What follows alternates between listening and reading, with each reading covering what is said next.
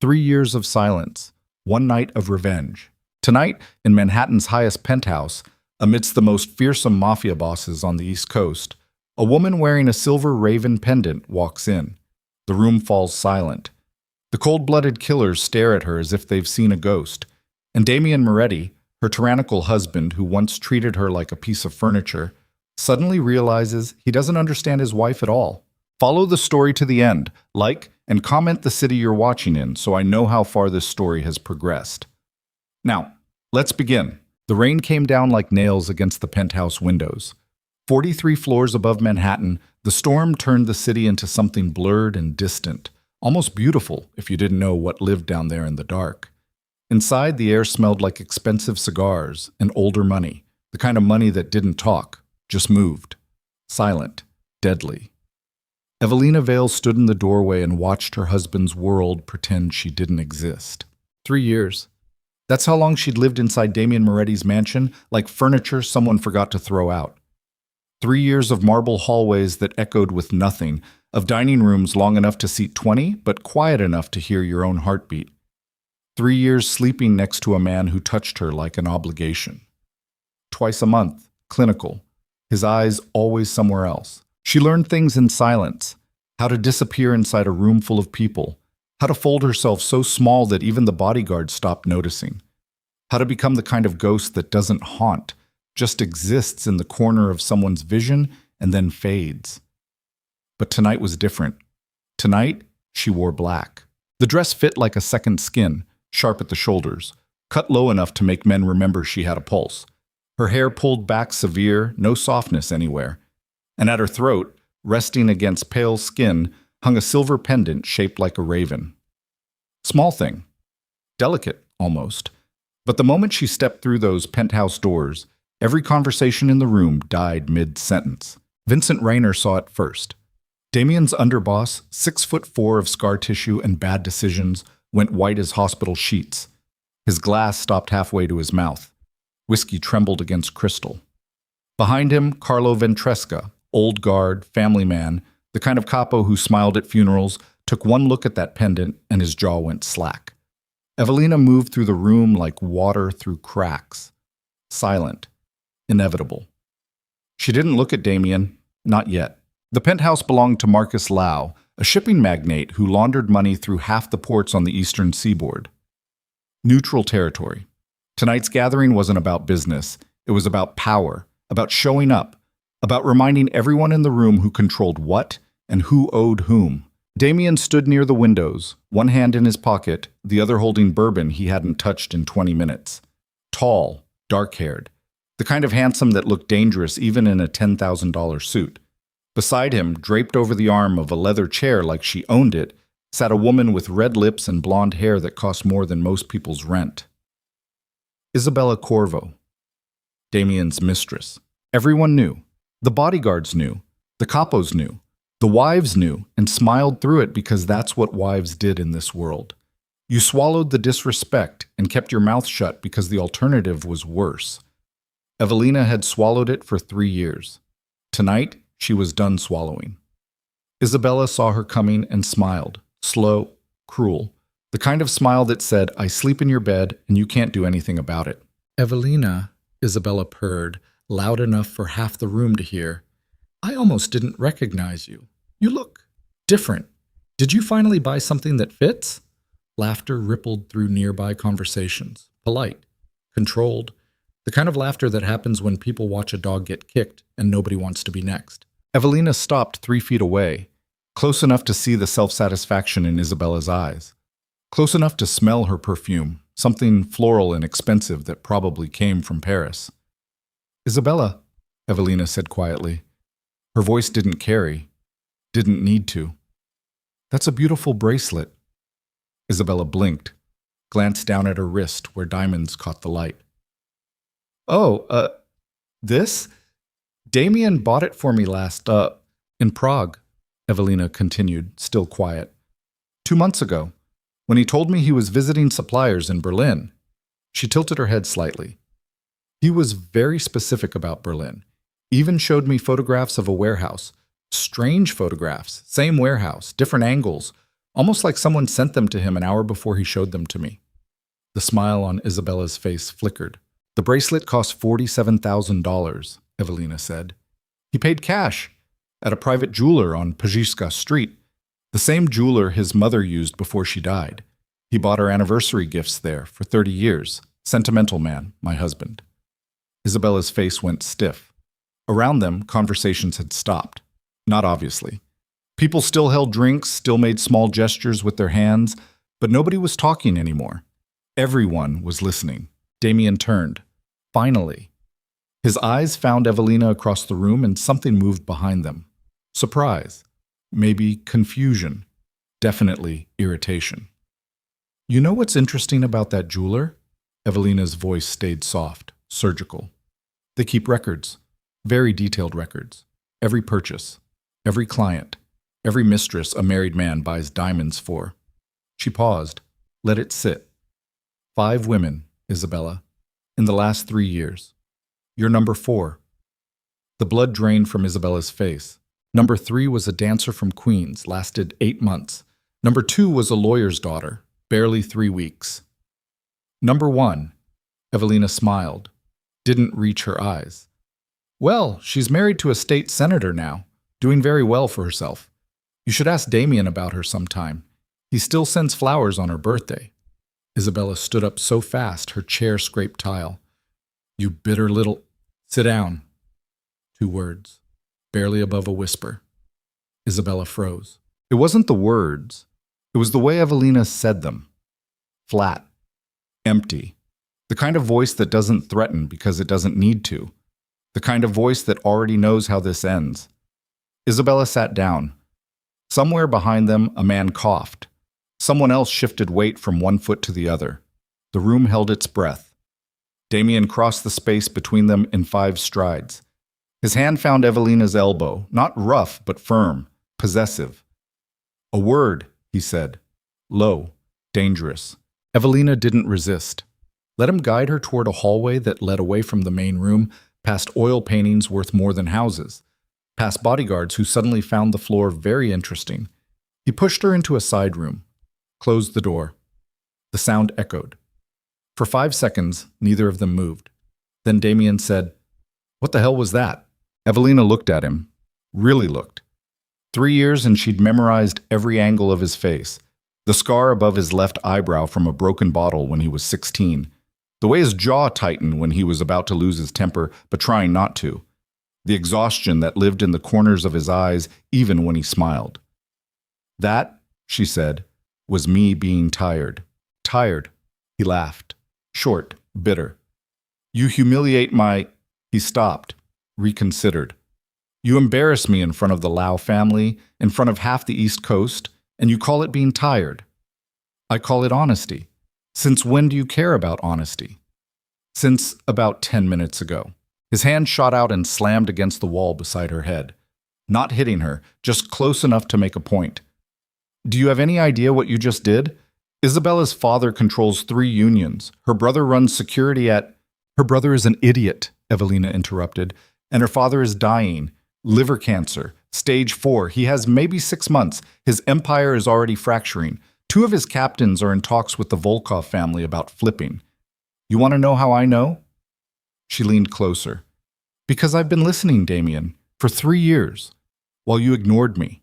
While I sat at your dinner table like a fucking houseplant. I was listening. His eyes narrowed. Listening to what? Everything. The word hung between them. Damian's breathing changed, slower, controlled, the way it always did when he was recalculating. You're bluffing. Marcus Lau is wearing a wire. The temperature in the room dropped 10 degrees. What? Evelina straightened, smoothed the front of her dress. FBI. They flipped him 4 months ago after his nephew got caught moving heroin through Newark. Marcus made a deal. Testimony in exchange for immunity. He's recording everything tonight, every conversation, every name, every confession people make when they think they're safe. She checked her nails. You've been in his company for 40 minutes. You mentioned the Castellano shipment 3 times. That's 15 years, Damian. Minimum. His face went gray. You're lying. Check his left cufflink, modified transmitter, Russian tech. Very expensive, very illegal. She met his eyes. I can show you the invoice if you'd like. I have copies. Hao Chan cut it off him. Silence. What? Walk back into that room, Evelina said calmly. Call Vincent over and have him cut Marcus Lau's left cufflink off his shirt. Accidentally, of course. Spill a drink. Make it look natural. Then check the inside. You'll find a lithium battery the size of a watch face and a transmitter connected to a microphone embedded in the collar. She tilted her head. Or don't. Let the FBI build their case. See how that works out for you. Damian stared at her like she'd grown a second head. Who are you? Something old moved behind Evelina's eyes. Something patient and cold. Someone you should have asked about 3 years ago. He grabbed her wrist. Not hard enough to hurt, hard enough to keep her from walking away. Tell me how you know this. No. Tell me. No. His grip tightened. Evelina, you don't get to touch me and demand answers, Damian. You lost that right the first time Isabella spent the night in our bed. His hand released her like she'd burned him. For the first time in 3 years, she watched her husband look ashamed. That was... He started, stopped, started again. I don't care. She straightened her dress. You have about 3 minutes before Marcus excuses himself to the bathroom and transmits everything he's recorded tonight to his handler. After that, 20 federal agents are going to come through those doors, and everyone in that room is going to prison, including you. Why are you telling me this? Good question. Evelina had asked herself the same thing about 100 times in the last hour. Because, she said slowly, you're an asshole, but you're not a rat, and I don't let rats walk around pretending to be men. She moved past him, opened the door. Wait. She stopped, didn't turn around. The pendant, Damian said. That raven. Why did Vincent and Carlo look like they'd seen a ghost? Evelina's hand drifted to her throat, touched the silver, cold against her skin. Ask your father, she said. Then she walked back into the party. The next 10 minutes happened fast. Damian returned to the main room with his face carved from stone. He crossed directly to Vincent, whispered something in his ear. Vincent's expression didn't change, but his posture did. Tighter, alert. They approached Marcus Lau together. Smiling, casual. Vincent clapped him on the shoulder like an old friend, gestured broadly with his drink. Then, oops! Bourbon splashed across Marcus's sleeve. Apologies. Laughter. Vincent dabbing at the stain with a napkin while his other hand worked fast. The cufflink came off. Palmed. Gone. Marcus's face went the color of old milk. Damian leaned in. Said something quiet. Marcus nodded. Once. Sharp. Then excused himself toward the bathroom with 2 of Damian's bodyguards following close behind. Evelina watched from across the room. Sipped champagne she didn't taste. Carlo Ventresca appeared at her elbow. Old man.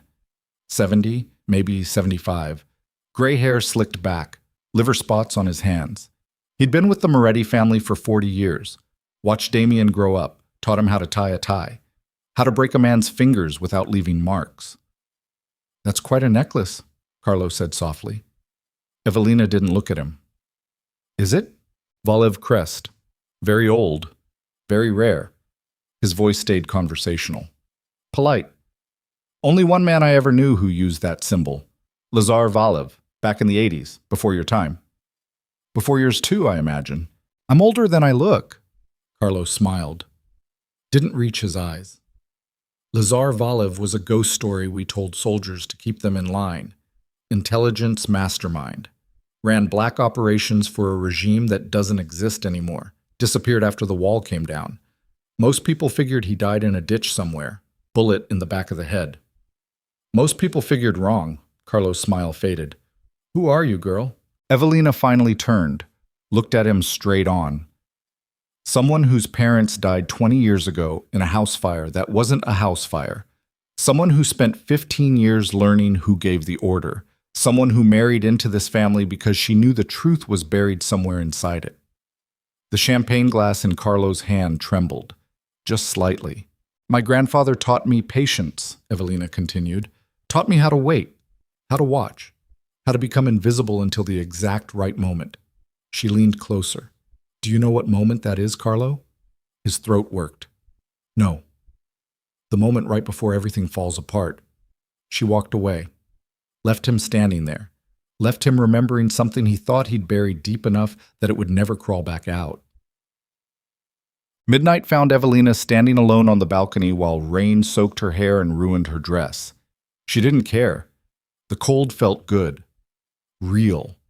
Everything inside that penthouse was theater. Masks and lies and men pretending they were more dangerous than they actually were. Out here, 43 floors above the city, the only thing pretending was the storm. And storms were honest. They destroyed things because that's what they were made to do. The door behind her opened, closed. Damian's jacket settled over her shoulders. Heavy. Still warm from his body. You'll get sick, he said. Good. He moved beside her, didn't touch, just stood there while rain hammered the streets below and thunder rolled over buildings like God clearing his throat. Marcus Lau is dead, Damian said. Evelina didn't respond. Vincent handled it, made it look like a heart attack. The FBI will find the wire, but by then it won't matter. The recording stops about 90 seconds after you warned me. He paused. You saved 20 people tonight, including me. I didn't do it for you. I know. More silence, the kind that weighs. My father died 6 years ago, Damian said. Stroke. He was giving orders until about 10 minutes before it killed him. Never told me anything about a Lazar Valev, never mentioned that name once. Your father was smart. Was he afraid? Everyone was afraid. Damian turned, studied her profile. Are you going to kill me, Evelina? She could. That was the thing. She could kill him right now and probably walk away clean. 3 years of learning this world. 3 years of building networks, collecting debts, figuring out exactly who owed whom and how much blood was worth. No, she said. Why not? Because you're not the one I came for. His expression shifted. Who then? Evelina looked at him. Rain dripped from her hair. Her dress clung to her like a second skin, ruined and perfect. Do you remember 4 years ago, before we met? Before your men approached my family about a marriage alliance. Do you remember what you were doing? Damian's jaw tightened. I was expanding territory. The docks, the unions. You were cleaning house, Evelina corrected. Someone in your organization had been selling information to foreign rivals. Weapon shipments, drug routes, names of undercover agents. People were dying because of it. You spent 6 months hunting the leak. I found him, a lieutenant named Torres. He didn't act alone. The words landed like a knife. What? Torres was a middleman. Someone higher up was feeding him information. Someone close to your father. Someone you trusted. She stepped closer, close enough to see the exact moment understanding hit him. My parents weren't diplomats, Damian. They were analysts. They worked for people who tracked criminal networks. 20 years ago, they got too close to figuring out who the leak was inside your family. So that person had them killed. Made it look like an accident, a gas leak, a house fire, bad wiring. Oh, his face went slack. No, I was 11. I survived because I was at a friend's house. My grandfather pulled me out of school the next day. Disappeared me. Spent the next decade teaching me everything he knew. Languages, tradecraft, how to read people, how to become someone else. Her voice stayed flat, clinical. Then he gave me a target. The man who ordered my parents' death. The man who sold out dozens of people to save his own skin. The man who's been sitting at your dinner table for 30 years. Who? Evelina smiled. It was the saddest smile Damian had ever seen. Tomorrow, she said. I'll show you tomorrow. Tonight I just needed you to understand something. What? That you married a weapon, Damian. Not a wife. Not a diplomat's daughter. A weapon your enemy built and aimed at your family. And now, she paused. Now I don't know what I am anymore.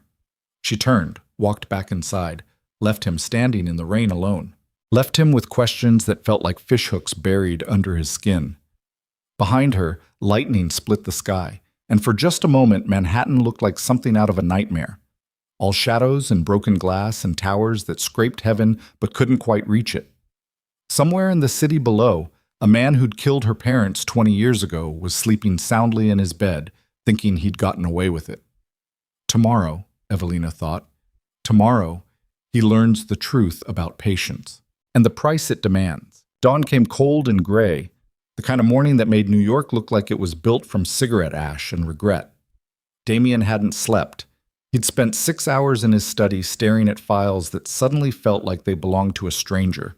Personnel records, old contracts, photographs from 20 years ago when his father still ran things with an iron fist and men disappeared for looking at him wrong. He kept coming back to one name, Carlo Ventresca. The old man had been there through everything, every expansion, every war, every funeral. He'd held Damian's mother's hand when she was dying, taught Damian how to shoot when he was 12, how to read a room, how to know when someone was lying just by watching their hands. Family. That's what Carlo was. Blood didn't make family in this world. Loyalty did. And Carlo had been loyal for 40 years. Except maybe he hadn't. Damian's hands shook as he poured his fourth cup of coffee. Black. Bitter. He didn't taste it anymore. The study door opened without a knock. Vincent stepped inside, looking like he'd aged 10 years overnight. His tie hung loose, sleeves rolled up, gun visible under his jacket because he'd stopped pretending they weren't at war with something. "She's awake," Vincent said, waiting in the breakfast room. "Alone?" "2 guards outside. She asked for you specifically." Vincent paused. "Boss, what the hell is going on? Last night, Carlo saw that pendant and looked like he was staring at his own grave. And now you've got me pulling files from before I even worked for your old man. What are we looking for?" Damian set the coffee down. His reflection stared back from the dark liquid, distorted, wrong. "The truth," he said. "I think." "You think?" "I married a woman 4 years ago, Vincent. I know her coffee order. I know she doesn't eat breakfast. I know she reads in Russian when she can't sleep." He looked up, met Vincent's eyes. "But I don't know who she is, and last night I found out she knows things about this organization that I don't. Things my father never told me, things that got people killed." Vincent's jaw tightened. "You want me to handle her?" "No." "Boss, iki." I said no. Damian stood, buttoned his jacket. "Get Carlo. Tell him I need to see him this afternoon, private, just the 3 of us." "What do I tell him it's about?" "Nothing. If he asks, say it's about the Brooklyn territory, something routine." Damian grabbed his phone, keys, the weight of his gun pressed against his spine like a guilty conscience. "And Vincent? Watch him. If he makes any calls, if he goes anywhere unusual, I want to know." Vincent nodded once. Sharp. Military. "You think she's telling the truth?" "I think," Damian said slowly, "that I've been blind for a very long time. And people like us don't survive being blind. But the breakfast room smelled like coffee and something else. Vanilla, maybe, or jasmine. Evelina sat at the long table wearing jeans and a sweater that made her look younger than she was. Softer. Her hair pulled back in a simple knot. No makeup, no armor, just a woman drinking tea and watching rain slide down windows. She didn't look up when Damian entered. "You didn't sleep." "Neither did you. I stopped sleeping 3 years ago." She took a sip. Steam curled between them. "You get used to it." Damian sat across from her. The table stretched between them like a canyon. "Talk." "About what?" "Everything. Start with your real name." She smiled, sad, tired. "Evelina Vale is my real name. My mother was American. My father was Czech. They met in graduate school, fell in love, made the mistake of being brilliant at the wrong time in the wrong places." She set the cup down. "My grandfather, my mother's father, was Lazar Valev, born in Bulgaria, recruited by Soviet intelligence when he was 19, spent 30 years building networks across Eastern Europe. Information, blackmail, assassination. He was very good at his job. Was. He's dead now. Died 8 months ago. Heart gave out in his sleep. Peaceful. More than he deserved." Damian's fingers drummed the table. "And he trained you. From the time I was 11 until I was 23. Languages, surveillance, how to forge documents, how to read body language, how to become someone people trust enough to stop watching." Her eyes found his, gray, clear. "How to wait years for the right moment. To kill me. to find the truth. She leaned back. My parents weren't just analysts, Damian. They were building a case, a massive case against organized crime families operating in Eastern Europe and the United States. Weapon trafficking, money laundering, human smuggling. They had evidence connecting 3 separate organizations to over 40 deaths. They were 3 weeks away from handing everything to Interpol. And someone found out. Someone always finds out. She turned the teacup slowly, clockwise. A nervous habit. The fire happened on a Tuesday, October 13th. My mother was making dinner. My father was in his study. I was at a friend's house watching movies and complaining about homework. Her voice went flat.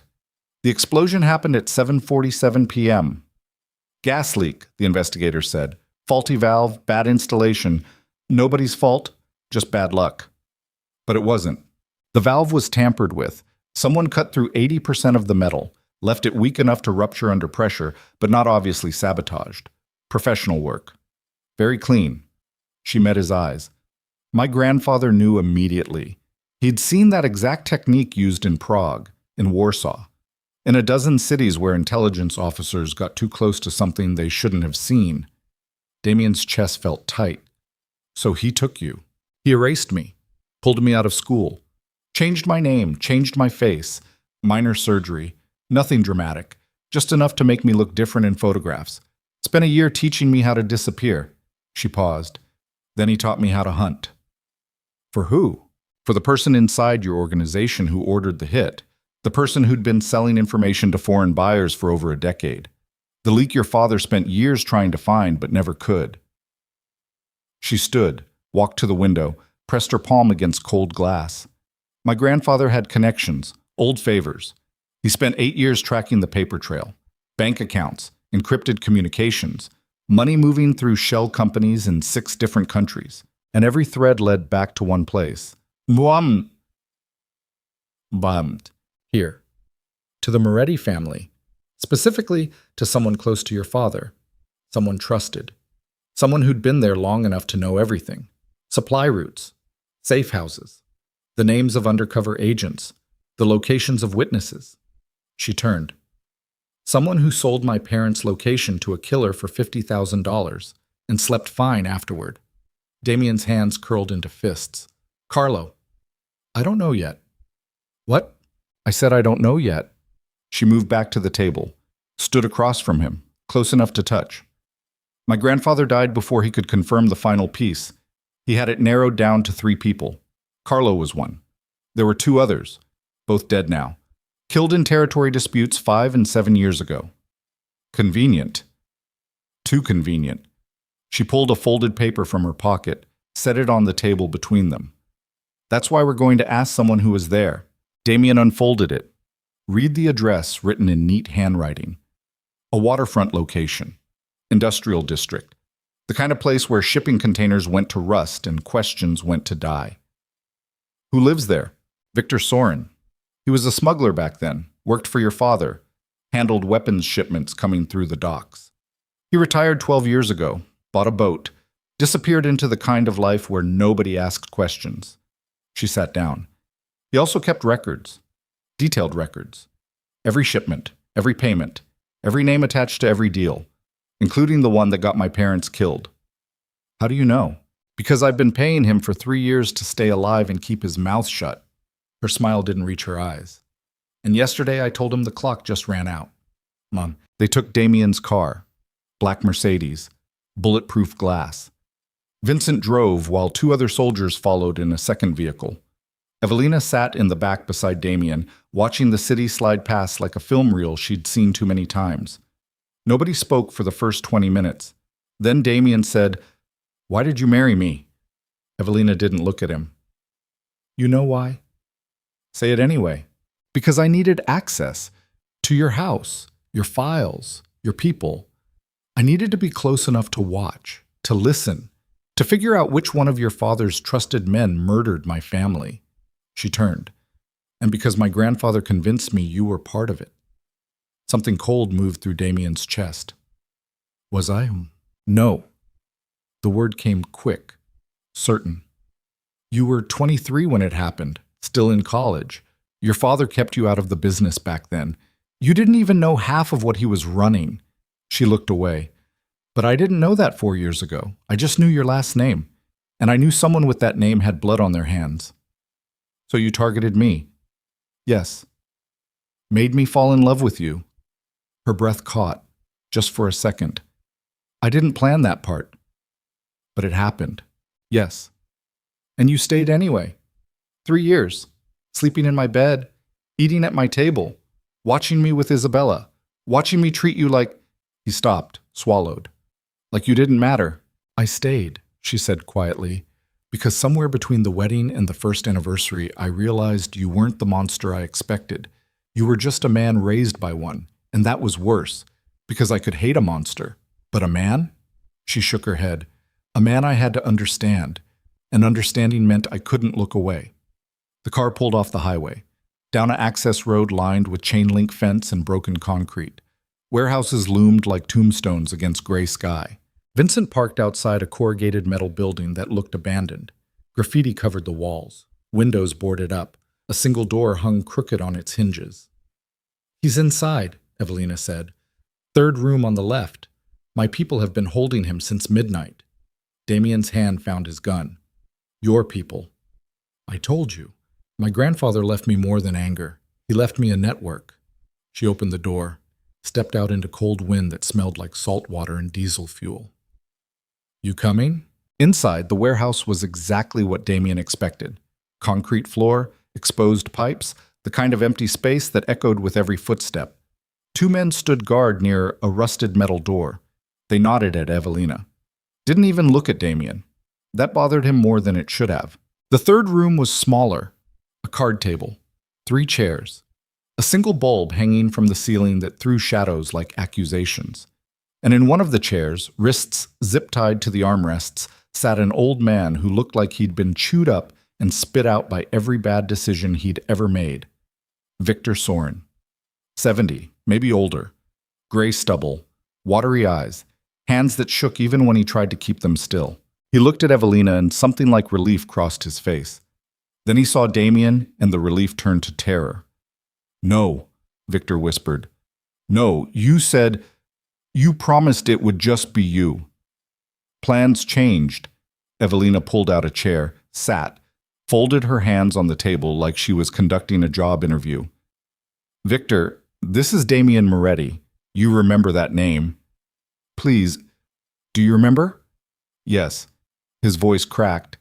"Yes, I remember." Damian remained standing, arms crossed, every instinct screaming that he was walking into something that would change everything.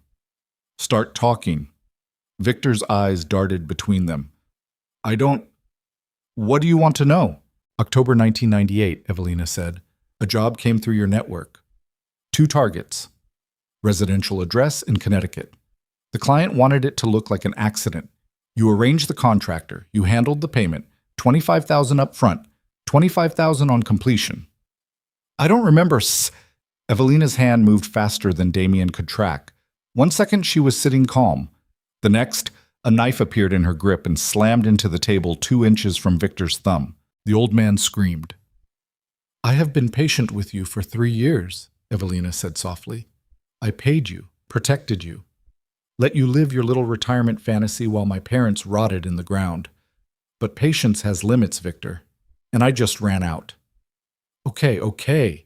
Tears streamed down his face. I remember the job, Connecticut, the couple, the analyst and his wife. Who ordered it? I don't know names. I never knew names. That's not how it worked. But someone from the Moretti organization arranged it." "Yes." Damian felt the ground shift under him. "Who?" "I told you, I don't—" Evelina twisted the knife. Didn't pull it out, just turned it. The sound made Victor whimper. "Names, Victor." The contact came through a capo, one of the old guard, someone who'd been with the family for decades. He used a dead drop, left cash and instructions. I never met him face to face. "But you knew who he was." Silence. "Victor." "Ventresca," the older man whispered. "Carlo Ventresca. He handled it personally. Made sure I understood that if I ever talked, my daughter would have an accident. My grandkids would disappear. He was very specific about that. The room went cold. Damian's vision tunneled. Everything else fell away except Victor's terrified face and that name repeating in his head like a prayer in reverse. Carlo. Carlo Ventresca. The man who taught him how to tie a tie. The man who sat at his father's right hand for 40 years. The man who'd held Damian's hand at his father's funeral and promised to always protect him. You're lying, Damian said. I'm not. You're lying because she paid you to lie. Because this is all... He turned to Evelina. This is all bullshit. Some revenge fantasy you've been building for years. Carlo would never... There's more, Evelina interrupted. I don't want to hear... Carlo wasn't just selling information about my parents. He's been selling information about your organization for over 20 years. Weapons shipments, drug routes, the names of undercover agents. He sold out Torres 4 years ago when your father started getting close to finding the real leak. She stood, moved closer. Torres was a patsy, Damian. Carlo fed him just enough information to make him look guilty. And when Torres got caught, Carlo made sure he died before he could talk.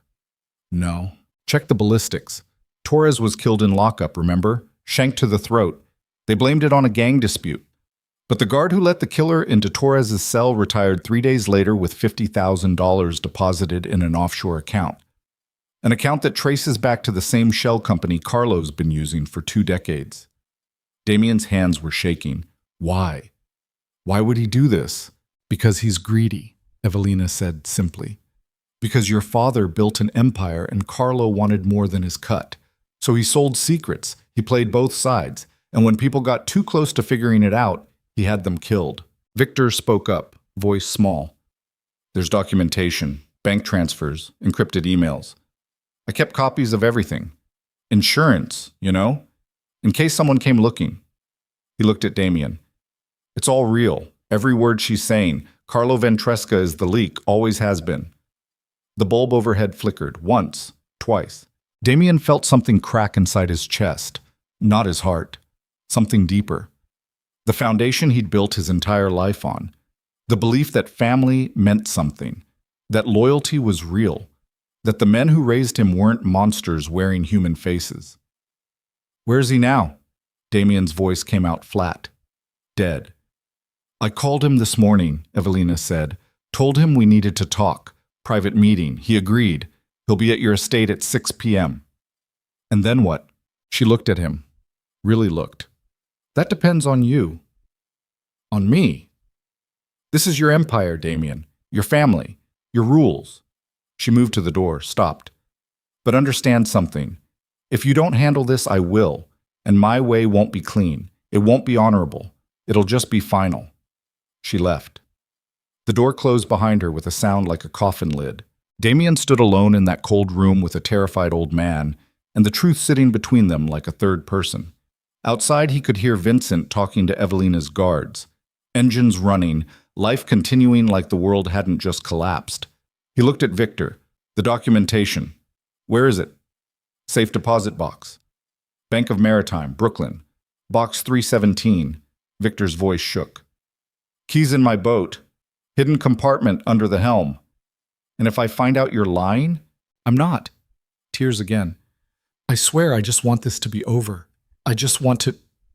You should have thought about that 20 years ago. Damian walked out. Behind him, Victor started crying in earnest. The sound followed Damian through the warehouse, out into gray daylight, all the way to the car where Evelina stood smoking a cigarette she didn't seem to be enjoying. Well, she said. 6 p.m., Damian replied. My estate, main dining room. He opened the car door, stopped. And Evelina? Yeah? If this is real, if Carlo really did this, I want to be the one who ends it. She took a drag, blew smoke into cold air. Okay. But if you're lying, if this is some elaborate setup, some way to destroy my family from the inside. He met her eyes. I'll kill you myself. I know. They drove back in silence. Died. 5 p.m. found Damian in his study with a bottle of scotch he'd opened and not touched. The evidence sat spread across his desk like autopsy photographs, bank statements Vincent had pulled from Victor's safe deposit box, Encrypted emails decoded by one of Evelina's people, photographs of dead drops, transaction records spanning 2 decades, all of it pointing to Carlo. Vincent stood by the door. He'd read everything twice. His face looked carved from granite. Jesus Christ. Yeah. How many people did he sell out? At least 30, maybe more. Damian's finger traced a line of names. Torres, the Castellano brothers, Maria Vasquez. All of them dead because Carlo made a phone call and collected a check. Your father never knew? My father trusted him completely. They came up together, did time together back in the 70s. Carlo was best man at my parents' wedding. Damian laughed, bitter, broken. He held me when I was born, Vincent, first person besides my mother to hold me. What are you going to do? Good question. In this world, betrayal had one answer, one solution. You found the rat. You put him down. You made an example so nobody else got ideas. That's how it worked. That's how it had always worked. But Carlo wasn't just some soldier. He was family. Real family. The kind that mattered. Except he wasn't. Not really. Because family didn't do this. Family didn't murder children's parents for money. Didn't sell out brothers to enemies. Didn't spend 40 years smiling while sharpening knives behind their backs. Set it up, Damian said. Dining room, 6 p.m., just Carlo, you, me, Evelina, nobody else. You sure about having her there? She earned it. Vincent nodded, started to leave, stopped. Boss, whatever happens tonight, I'm with you. You know that, right? I know. Even if this tears the family apart, even if half the capos walk because they don't understand, I'm with you. I know, Vincent. Okay? He left. Damian sat alone with ghosts. His father's ghost. His mother's. All the men who died because someone they trusted put a price on their heads. And somewhere underneath all of it, a girl. 11 years old, watching her house burn, watching her life end, spending the next 15 years becoming a weapon sharp enough to cut through lies.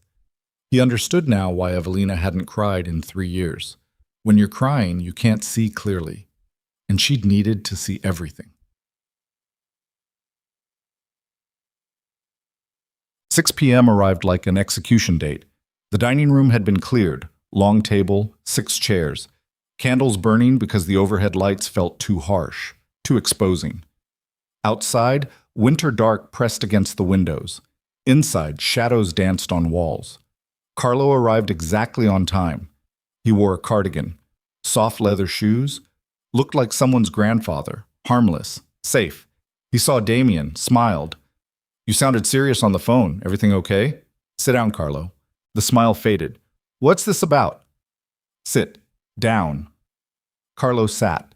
Vincent closed the door, locked it, stood with his back against it, one hand resting casual on his belt near his gun. Evelina entered from the kitchen. She'd changed. Black slacks, white shirt, hair pulled back severe. She looked like she was attending a funeral she'd been waiting 20 years to see. Carlo's face went white when he saw the pendant at her throat. No, he whispered. Yes, Evelina said. She sat across from him. Damian took the head of the table. Vincent remained by the door. The candles flickered. Carlo, Damian began, and his voice sounded like it belonged to someone else. Someone older. Harder. I want you to tell me about October 1998. Don't lie. Not now. Not after everything. Carlo's hands found the table, gripped the edge, knuckles going white. Damian, whatever she told you, Victor Sorin told me, with bank records, with emails, with 20 years of documentation proving you sold information to foreign buyers while pretending to be loyal. Damian leaned forward. Tell me it's not true. Silence. Carlo, tell me you didn't murder a woman and her husband for $50,000. Tell me you didn't sell out Torres. Tell me you didn't spend 4 decades betraying my father while sitting at his right hand. More silence. Then Carlo said, Your father was weak. The words hit like bullets. What? He was weak. Soft. He could have controlled the entire East Coast, but he had rules, codes, lines he wouldn't cross. Carlo's voice gained strength, conviction. I made him rich, Damian. Every major expansion, every new territory. That was me. I did the things he was too afraid to do, and I got paid scraps while he sat in his mansion pretending to be legitimate. Damian couldn't breathe. So yes, I sold information. I made deals. I survived. Carlo looked at Evelina. And yes, I had your parents killed. They were going to expose operations worth hundreds of millions of dollars. They were going to send people I cared about to prison. So I made a call. I did what needed to be done. They had a child, Evelina said quietly. Collateral damage, it happens. She was 11. She survived. Carlo shrugged. More than I can say for most. Evelina's hand moved under the table. Damian caught her wrist, held it. Not yet. Damian, I said not yet. He turned back to Carlo. Did my father know? No. Your father died stupid and loyal, just like his son. Torres? I fed him just enough to make him look guilty. He was a useful idiot. When he outlived his usefulness, I had him killed. All those people, all those families. Business, Carlo said simply. Nothing personal. Damian stood. Every muscle in his body screamed to reach across the table and break the old man's neck. But something stopped him. Not mercy. Not love. Just the cold realization that killing Carlo wouldn't fix anything. The empire was rotten, and he'd inherited it. Vincent, Damian said. Yeah, boss? Take him to the wine cellar. Lock the door. Nobody goes in. Nobody comes out. Not until I decide what happens next. Vincent moved forward, grabbed Carlo's arm. Carlo didn't resist, just looked at Damian with something like pity. You think you're different than me? You think you're better? Give it 5 years, kid. Give it 10. You'll be making the same choices. You'll be the same man. No, Damian said. How do you know? Because I'm going to burn it all down before I let that happen. They dragged Carlo out. The door closed. Damian and Evelina sat alone in candlelight while somewhere beneath them, in the dark, a man who'd been family waited for judgment. What now? Evelina asked. Damian looked at her.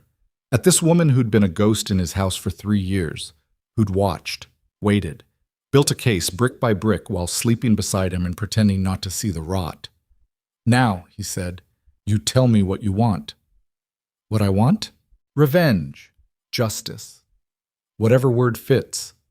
He leaned back, exhausted. You earned it, so tell me, what do you want me to do? Evelina was quiet for a long time. Then she said, I want you to choose. Choose what? Who you're going to be. She stood, moved to the window, pressed her palm against cold glass. Your father built this empire on blood. Carlo corrupted it with greed, and you inherited it all, every sin, every ghost, every debt. She turned. So choose, Damian. Continue being the man they raised you to be, or burn it down and build something else. And if I burn it down, then half your people will leave. The other half will try to kill you. You'll lose money, power, everything your family spent generations building. And if I don't, then you become them, eventually. Maybe not today, maybe not next year, but someday you'll be sitting across from someone else making the same choice Carlo made. And you'll convince yourself it's necessary, that it's business, that it's just the cost of power. She moved closer, close enough that he could smell her perfume. Something faint, subtle. The same scent she'd worn the night they met. I can't make this choice for you, she said. But understand, whatever you decide, I'm done pretending. I'm done being invisible. I'm done living in this house like a ghost. Her eyes found his. So choose. And choose knowing that I'll see exactly who you are afterward. The candles burned lower. Outside, snow started falling. Soft at first, then heavier, covering the city in something clean and white and temporary. Damian stood, moved to where she stood. For 3 years they'd existed in the same space without touching, without connecting. Two people playing roles in a performance that nobody else could see. He reached out, touched her face. His thumb traced the line of her cheekbone. She didn't pull away. I choose, he said quietly, to stop being the man my father wanted me to be. What does that mean? It means tomorrow we start dismantling this empire, piece by piece. We burn out the corruption. We sever the ties to anything that hurts people who can't fight back. We become something different. Something. He stopped. I don't know what, but something that doesn't require me to become a monster to survive. That's going to cost you everything. I know. People will come for you, people you trusted. I know. And Carlo? Damian's jaw tightened. The old code says betrayal demands death. The capos will expect it. If I don't, then you prove you're different, Evelina finished, or I prove I'm weak. Maybe they're the same thing in this world. She stepped closer, close enough that he could feel her breath. But maybe this world needs to change.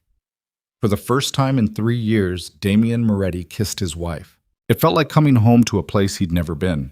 When they broke apart, she said, "There's no going back from this." I know.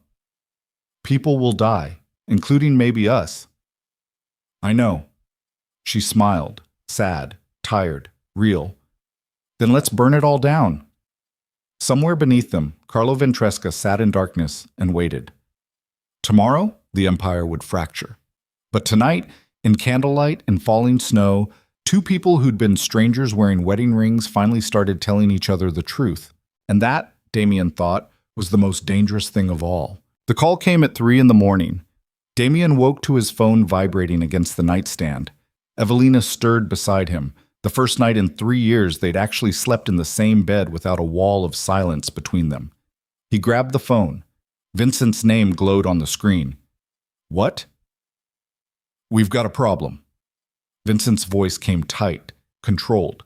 The kind of control that meant something had gone very wrong. You need to get down here, now. Where's here? The wine cellar. Damian's blood went cold. What happened? Just get down here. The line went dead. Evelina was already sitting up, pulling on clothes. She'd slept in one of his shirts. It hung off her shoulder. She looked younger like this, vulnerable, but her eyes were already sharp, already calculating. Carlo? She asked. I don't know. They moved fast. Down the main staircase, through the kitchen, past the guards who suddenly looked nervous. Nobody met Damian's eyes. That was never good. The wine cellar sat beneath the east wing, old stone, temperature-controlled. His father had installed it 30 years ago, 5,000 bottles, some worth more than cars. It was also where they kept people who needed to disappear for a while. Vincent stood outside the heavy oak door. His shirt had blood on it. Not a lot. Just a spray across his left sleeve. His knuckles were split.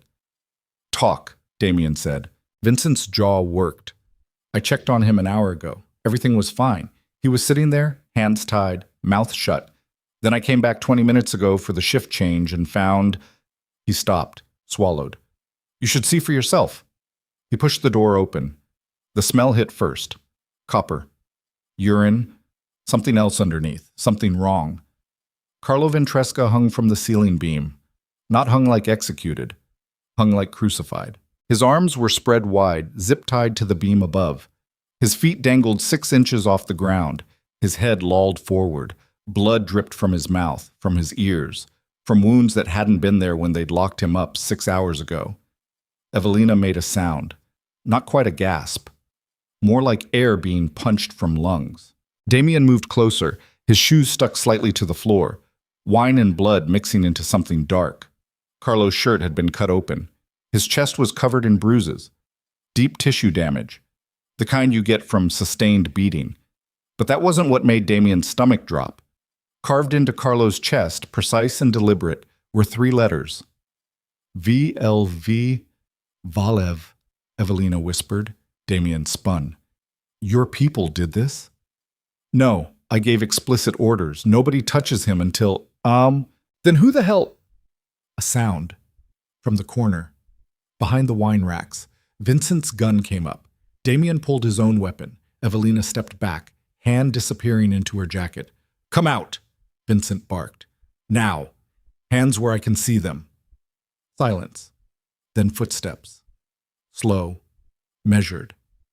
A man emerged from the shadows. Mid-50s. Gray hair. Expensive suit. Face that looked carved from granite. Damian had never seen him before in his life. But Evelina went rigid. All color drained from her face. Uncle Mikhail, she said. The words came out strangled. The man smiled. Hello, little raven. You're dead. You died 8 months ago. The heart attack was theater. His accent was thick, Eastern European, Russian maybe, or Bulgarian. Your grandfather and I disagreed on many things, but we agreed on one thing always. Survival requires deception. Damian kept his gun level. Who the fuck are you? Mikhail Petrov. I had the pleasure of working with Evelina's grandfather for 30 years. I also had the pleasure of training our little raven here from the time she was 11 years old. His eyes found Evelina, though I see she has forgotten some of her lessons. I didn't forget anything. No? You let yourself get soft, emotional. You married this man not just for access, but because you started to care. Mikhail's smile widened. Lazar saw it happening, warned you, but you wouldn't listen, so he sent me to finish what you couldn't. Evelina's hand was shaking. Finish what? The mission. Mikhail gestured at Carlo's body. This rat needed to die, you knew that. But you were going to let your new husband play at reform, at redemption, at building something clean from corruption. He laughed, cold, bitter. There is no clean in this world, little raven. There is only blood, and the people strong enough to spill it. I gave you no authority. Your grandfather gave me authority before he died. Final orders. If you failed to complete the mission, I was to do it for you. Ensure the Valev name meant something, that justice was served. He moved closer, gun hanging loose in his hand, not pointed at anyone. Not yet. Carlo Ventresca sold secrets that got 12 intelligence officers killed, that destabilized 2 governments, that led to your parents' murder. His death is not vengeance, it is accounting. Damian's mind raced. You've been here, in my house, how long? 3 days. Your security is quite good, but not good enough. Mikhail pulled something from his pocket. A phone. He tapped the screen. I also took the liberty of sending certain documents to certain people. The evidence against Carlo, the bank records, everything your wife collected over 3 years. Why? Because the old guard needs to know, needs to understand that betrayal has consequences, that the Valev family honors its debts. He looked at Evelina. Or did, until you decided to play house with your enemy. Damian isn't my enemy. He is the son of Damian Moretti, the heir to an empire built on blood. His family has been our enemy for decades. Mikhail's voice hardened. You were supposed to destroy him. Instead, you fell in love with him. Pathetic. Vincent shifted. Boss, you want me to... Wait. Damian didn't lower his gun. Evelina, is this true? Your grandfather wanted me dead? She couldn't look at him. Yes. And you were supposed to kill me? Yes. When?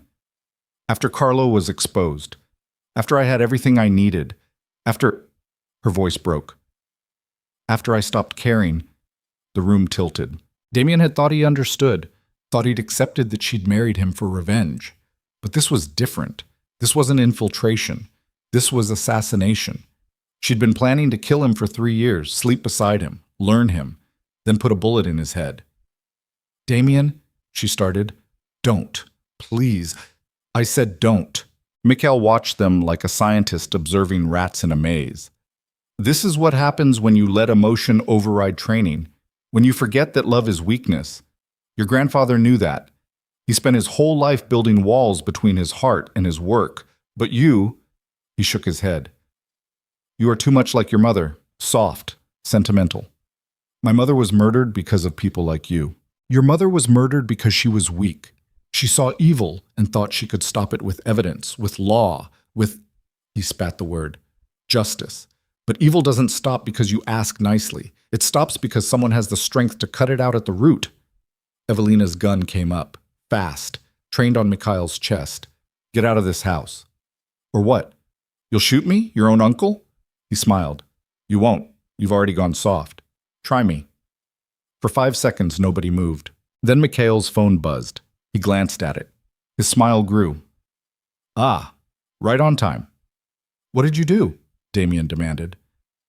I sent your capos the evidence against Carlo an hour ago, along with photographs of his body. along with a message from the Valev family. He pocketed the phone. By now, half your organization knows that you've been harboring a spy, that your wife is the granddaughter of Lazar Valev, that she infiltrated your family to destroy it from within.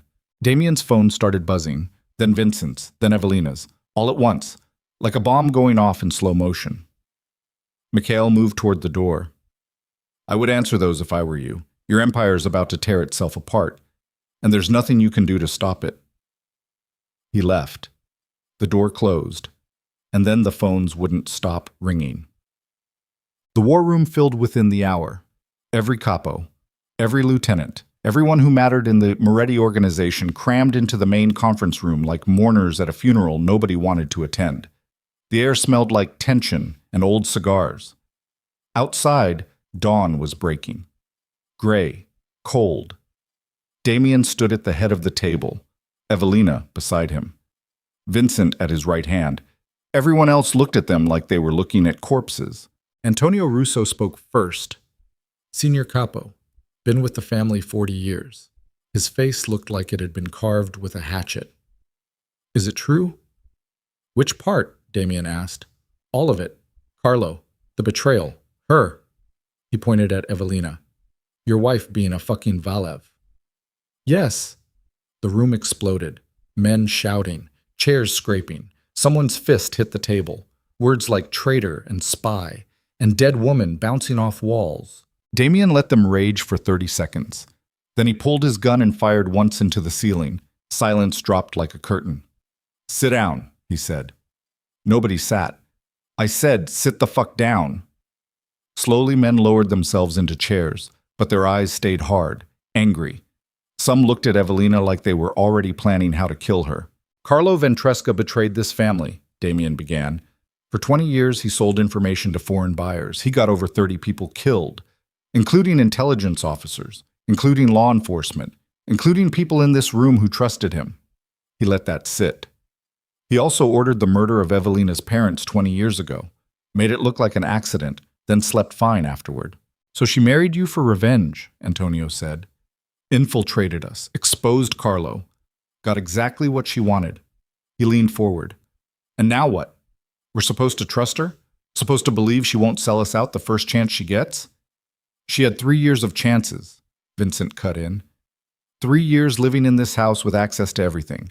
She could have destroyed us 100 times over, but she didn't. Because she was waiting, another capo growled, building her case, getting us comfortable. And now, Evelina interrupted, and every eye turned to her.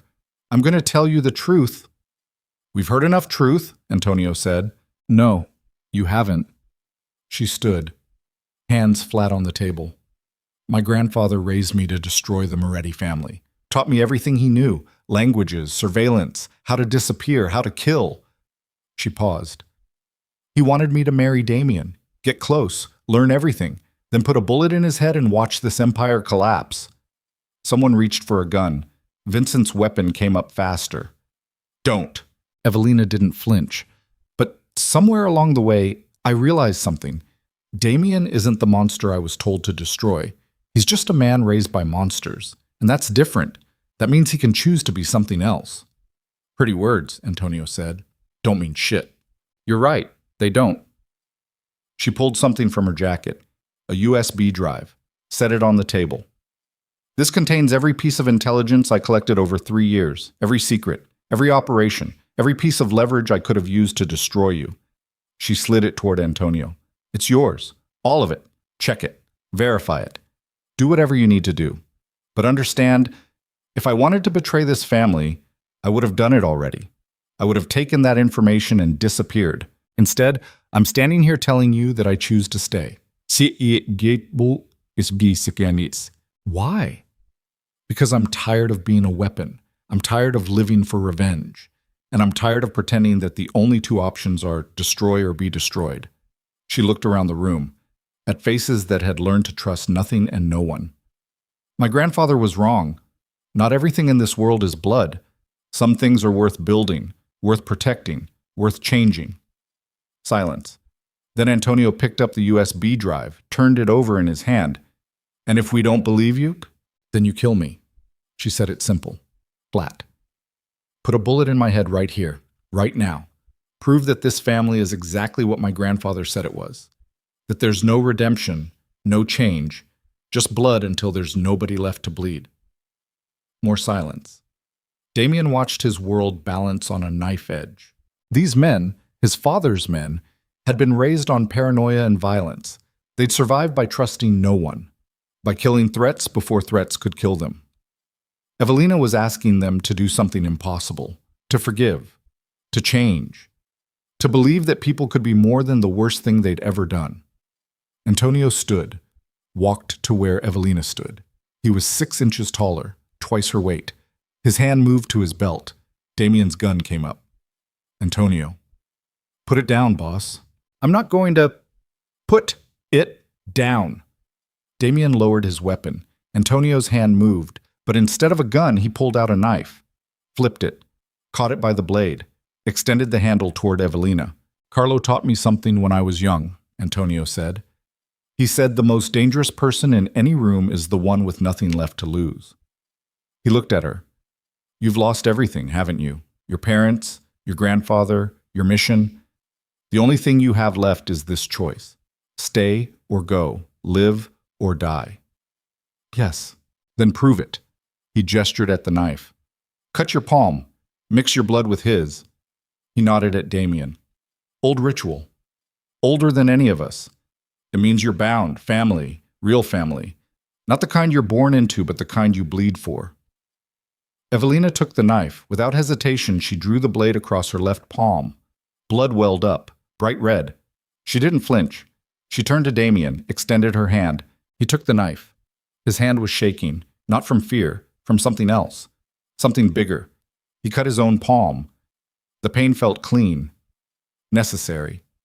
Their hands clasped, blood mixing, warm and wet and binding. Moretti and Vale, Antonio said. Blood enemies for 40 years, and now... He looked around the room. Now we see if old wounds can heal. Nobody moved. Nobody objected. After a long moment, Antonio nodded. Once. Okay? That was it. Just okay. But it meant everything. The room started to relax. Not all the way, but enough.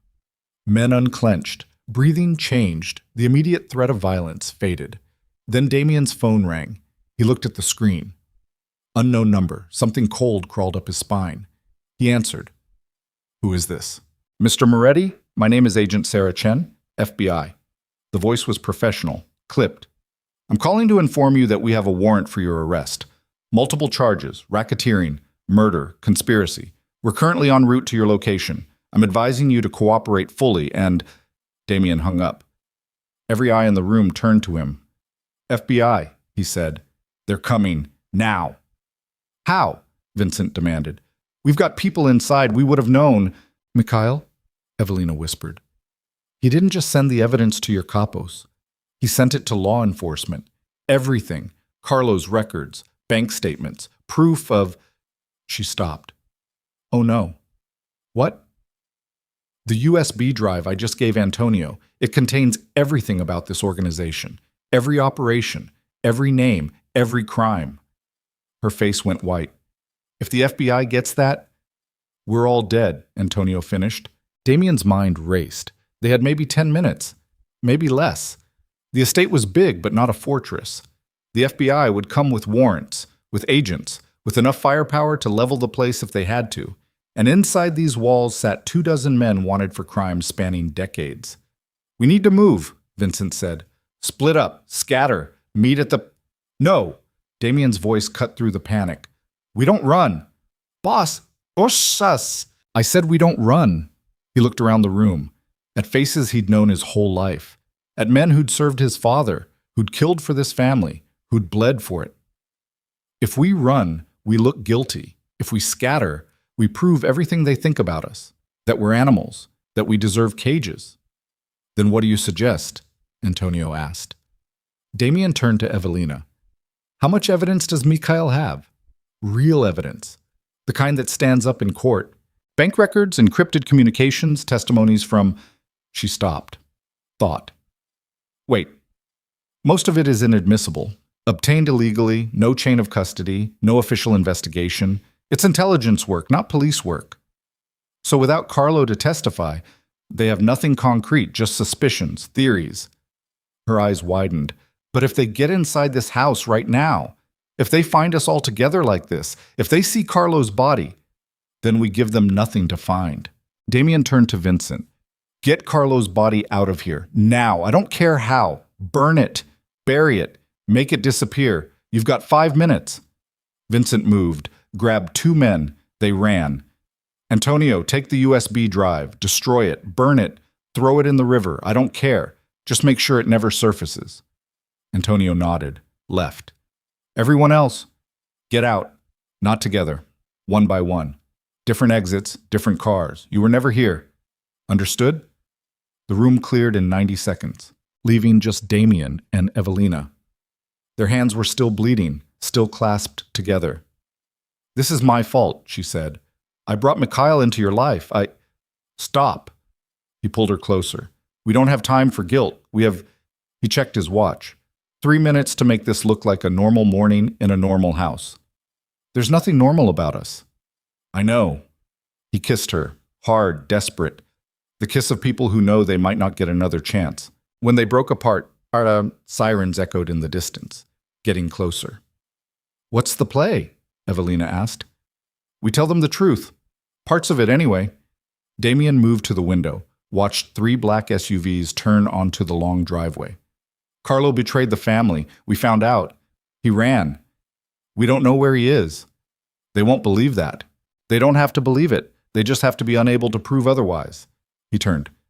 Can you lie to them? To the FBI? To federal agents trained to spot deception? She smiled, sad, tired. I've been lying my whole life, Damian. One more performance won't kill me. It might. Then we die together. The SUVs stopped outside. Doors opened. Agents poured out. 20, maybe 30. All wearing tactical gear, all carrying weapons that meant business. Damian opened the front door before they could knock. Agent Sarah Chen stood at the front. Mid-40s, Asian, sharp eyes that missed nothing. Mr. Moretti, we have a warrant for... I know what you have. He stepped aside. Come in.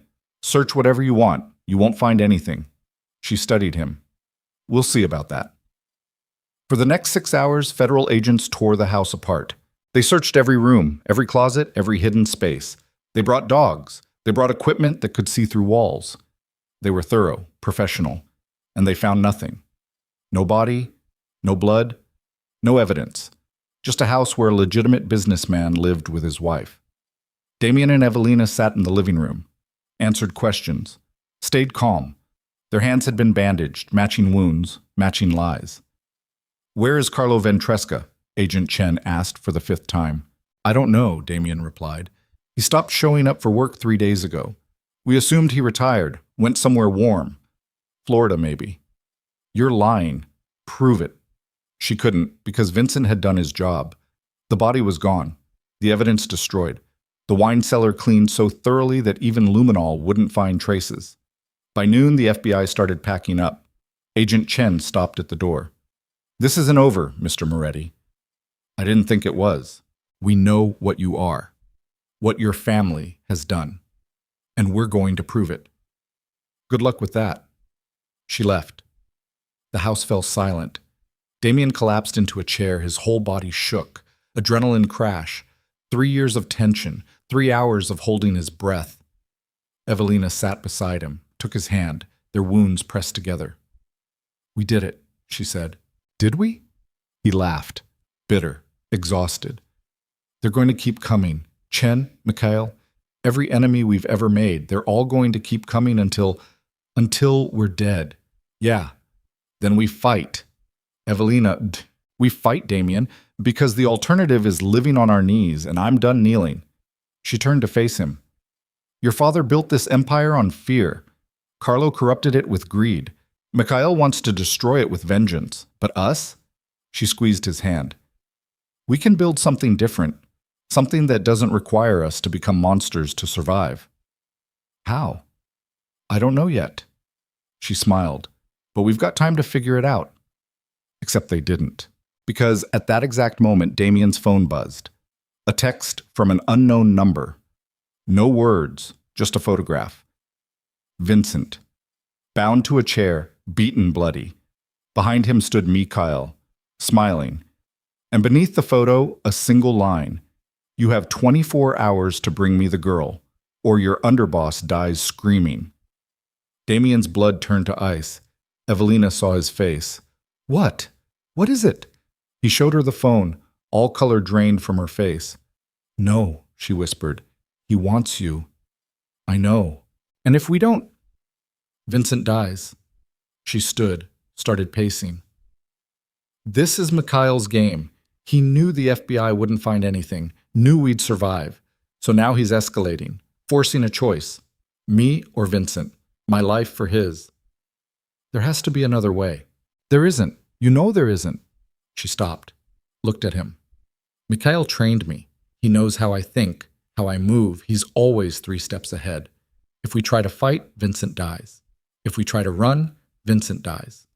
The only move that saves him is giving him what he wants. Yes. Damian stood, grabbed her shoulders. I'm not letting you do this. It's not your choice. Like hell it isn't. You're my wife, my... He stopped. The word stuck. You're mine, and I don't trade away what's mine. Even if it means Vincent dies, your best friend, the man who's been loyal to you since... I'll find another way. There is no other way. They stood there, hands bleeding, world collapsing, and for the first time since this started, Damian Moretti didn't have a plan, didn't have an angle, didn't have anything except a woman he'd married for politics and somehow fallen in love with, and a choice that would destroy him either way. Save Vincent. Lose Evelina. Save Evelina. Lose Vincent. There was no third option. Outside, the sun set.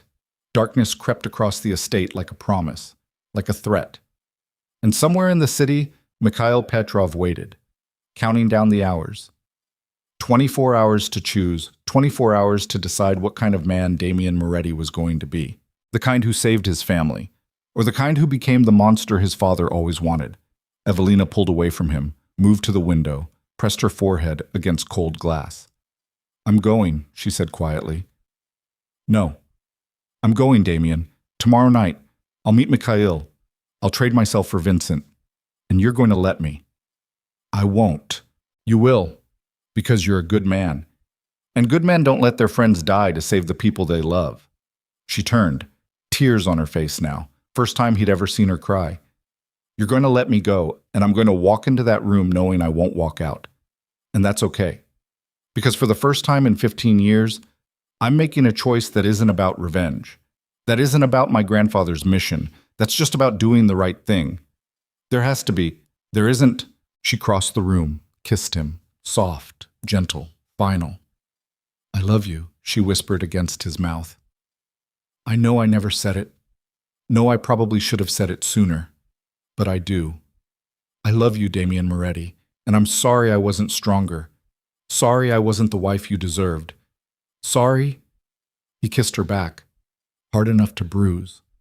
Hard enough to remember. When they broke apart, he said, 24 hours. Yes. Then we have 24 hours to find a way to beat him. Damian, I'm not letting you die.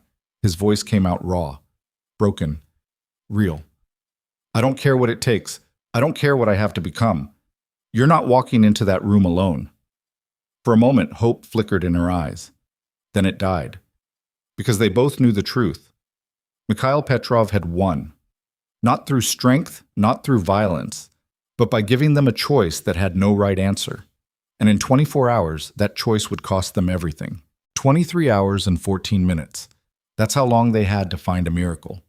Damian stood in his study surrounded by maps, phone records, and satellite images that cost more than most people made in a year. His eyes burned. His hands shook from too much coffee and not enough sleep. Beside him, Evelina worked a laptop with fingers that never stopped moving. They'd sent out every contact, called in every favor, activated networks that had been dormant for years, trying to find where Mikhail was holding Vincent, trying to find an angle, any angle, nothing. He's a ghost, Evelina said for the 5th time. Her voice had gone hollow. He taught me how to disappear, how to leave no trace. We're not going to find him. We have to. Why? Because you want it badly enough? Because you love me? That's not how this works, Damian. Sometimes there's no clever solution. Sometimes you just lose. He slammed his fist on the desk. I don't accept that. You don't have a choice. There's always a choice. Not this time. The clock on the wall ticked, each second feeling like a nail being hammered into a coffin. Antonio appeared in the doorway. He looked older than he had yesterday, like he'd aged a decade overnight. Boss, we've got 3 of our best trackers working the city. Every safe house, every location Mikhail might know about. Still nothing. Keep looking. We're running out of places to look. Then look harder. Antonio didn't move. Boss, I'm going to say something and you're not going to like it. Then don't say it. Vincent knew the risks. We all do. Every day we wake up in this life, we know it might be the last. If he's gone, he's not gone. If he's gone, Antonio continued, then we mourn him, we honor him, but we don't throw away everything to... Damian's gun was in his hand before he realized he'd moved, pointed at Antonio's chest. Finish that sentence. I dare you. Silence. Antonio's eyes didn't leave Damian's. You're willing to kill me to prove a point? I'm willing to kill anyone who tells me to abandon family. She's not family. She's been here 4 years. Vincent's been with you for 15. And I'm not choosing between them.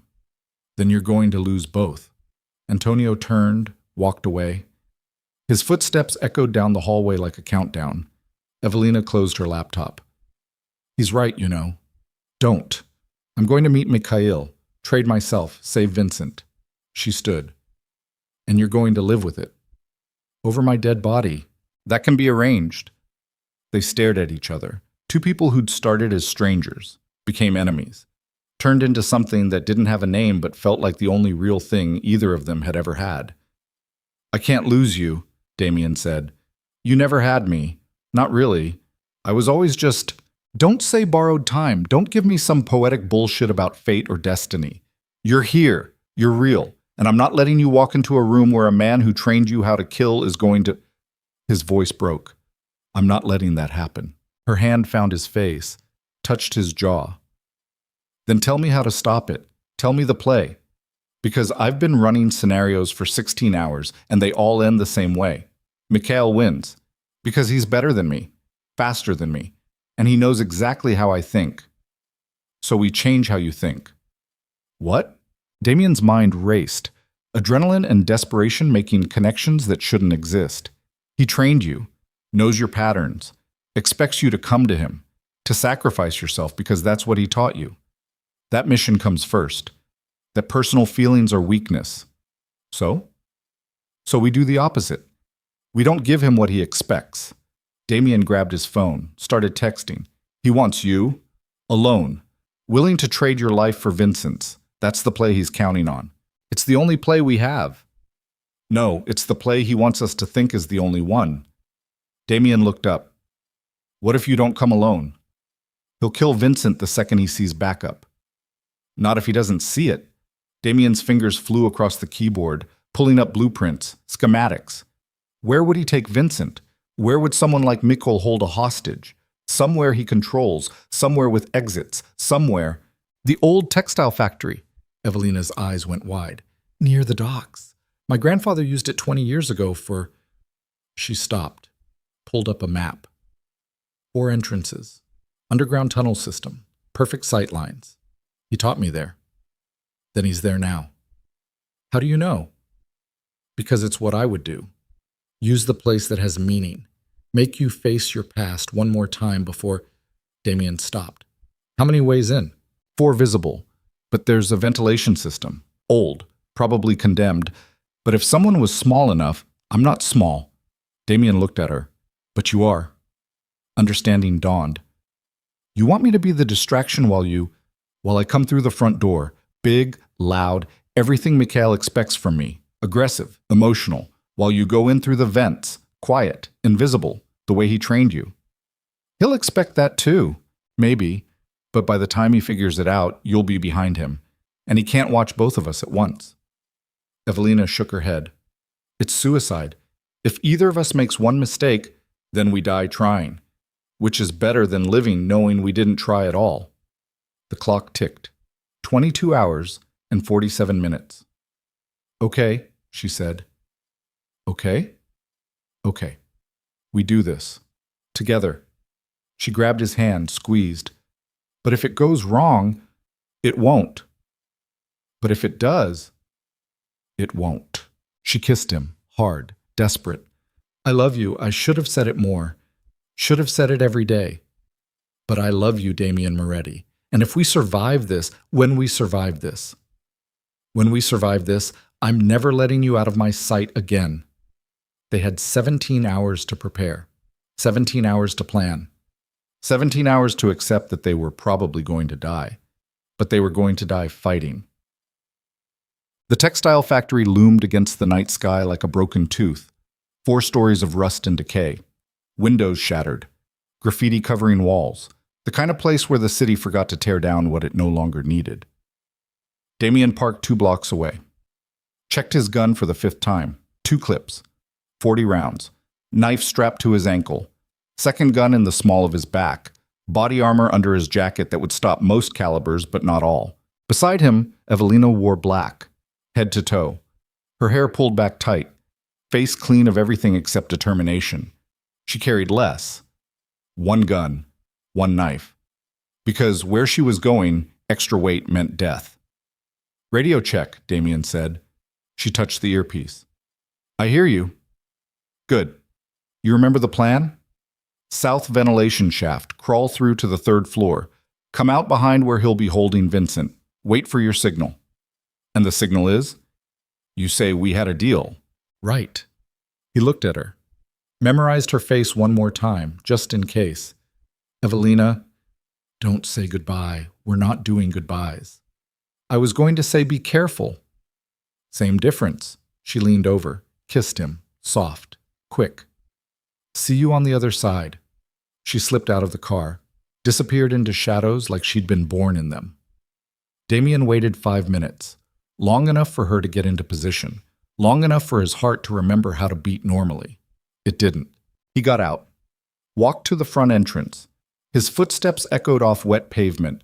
Rain had started, cold, miserable, perfect. The factory door hung open, darkness beyond. He pulled his gun, clicked on the mounted flashlight, stepped inside. The smell hit first. Mold, rust, decay. Something else underneath, fresh cigarette smoke. Someone had been here recently. Mikhail, he called out. His voice bounced off concrete. I'm here. Let's talk. Silence. He moved deeper, through what used to be the main floor. Machines covered in tarps. Conveyor belts rusted to stillness. His light cut through darkness like a knife. Then light slammed on, overhead. Blinding. Damian blinked, raised his gun. Vincent hung from chains in the center of the room, arms above his head, feet barely touching the ground. His face was a mess, swollen, bloody, but his eyes were open, alive. Boss, Vincent croaked. Don't! A gunshot. The bullet hit concrete 6 inches from Damian's foot. That's far enough.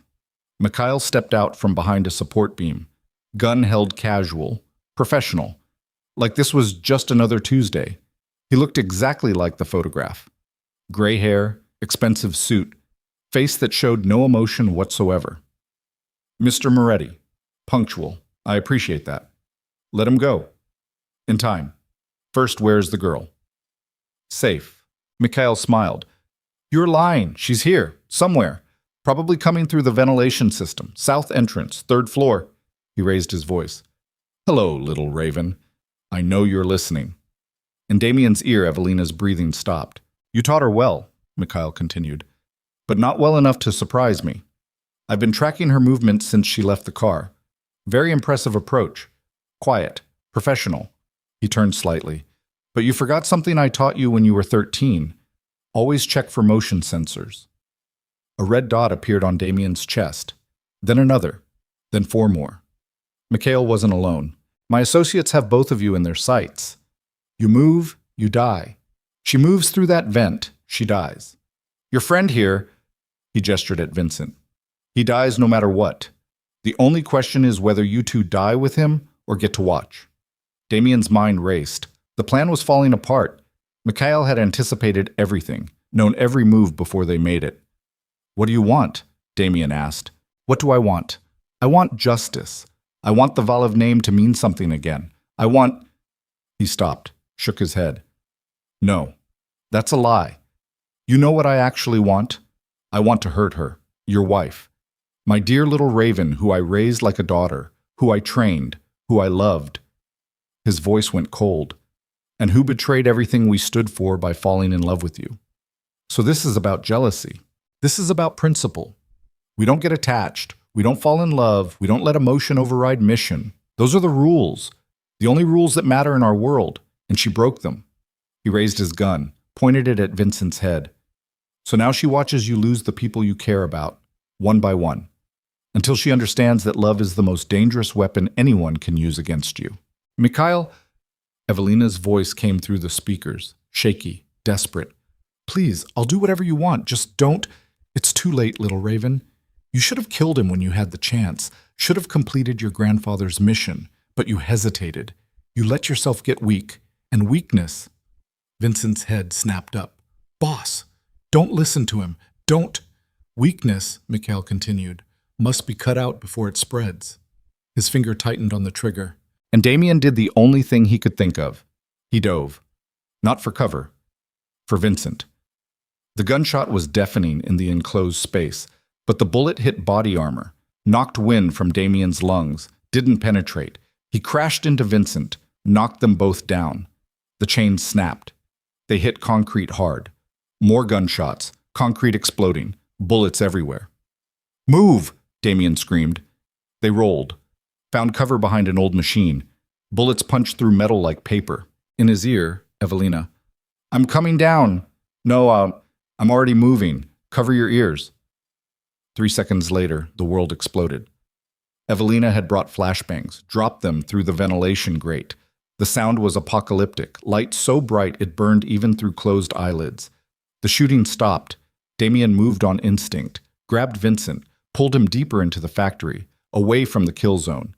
His ears rang, vision swimming. Behind them, Mikhail screamed something in Russian. Orders. His men recovering. Evelina dropped from the ceiling like an angel of death. Landed in a crouch, gun up. She fired 3 times, fast, precise. 3 bodies dropped. But Mikhail was already moving, fast for an old man. He grabbed a rifle, swung it toward Evelina. Damian fired first, hit him in the shoulder. Mikhail spun, dropped the rifle. But he was smiling. Good, he said, blood running down his arm. Finally, some fight. He pulled a pistol from his jacket, fired. Evelina dove. The bullet missed by inches. She came up firing. Her shots hit center mass. But Mikhail wore armor too. They circled each other, predator and prey, teacher and student. Except nobody knew who was which anymore. You can't win, Mikhail said. Calm. Conversational. I taught you everything. Every move you know, I know better. Every strategy. Evelina shot him in the leg. He went down, gasping, the smile finally gone. She moved closer, gun pointed at his head. You taught me everything except how to be human, how to care, how to love. Her finger on the trigger. You taught me to be a weapon, but weapons don't choose their targets. Then choose. Kill me. Prove you're still what I made you. No. What? I said no. She lowered the gun. I'm not killing you because you want me to. I'm not giving you that satisfaction. You're going to live.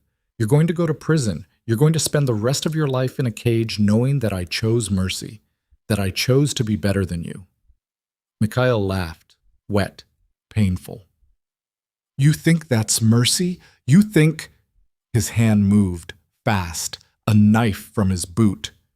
Evelina's gun came back up, but Damian was faster. One shot, clean, through Mikhail's chest. The old man's eyes went wide. He looked down, blood spreading across expensive fabric. She chose mercy, Damian said. I didn't. Mikhail fell. hit concrete. His breathing came shallow, rattling. Evelina dropped beside him, took his hand. "I'm sorry," she whispered. "I'm sorry you couldn't see another way." Mikhail's lips moved, barely audible. "Your grandfather would be disappointed. I know. But proud too. I think—" His eyes closed, his breathing stopped. And 20 years of training, 20 years of hate, 20 years of being a weapon finally ended in a puddle of blood in an abandoned factory while rain hammered the roof and sirens wailed in the distance. Evelina stood, shaking. Damian moved to her, pulled her close. "Vincent," she said, "we need to—" "I'm good." Vincent limped over, face a mess but eyes clear. "Beat to hell but good. Boss, we need to move. Someone heard those shots. Cops will be here in— 2 minutes, Damian finished. "I know." They ran. Through the factory, out a back entrance, into rain that felt like absolution, like washing away everything that had just happened. Antonio waited with cars. He took one look at them. "Is it done?" "It's done," Damian said. "Mikhail?" "Dead." Antonio nodded, didn't ask for details, didn't need to.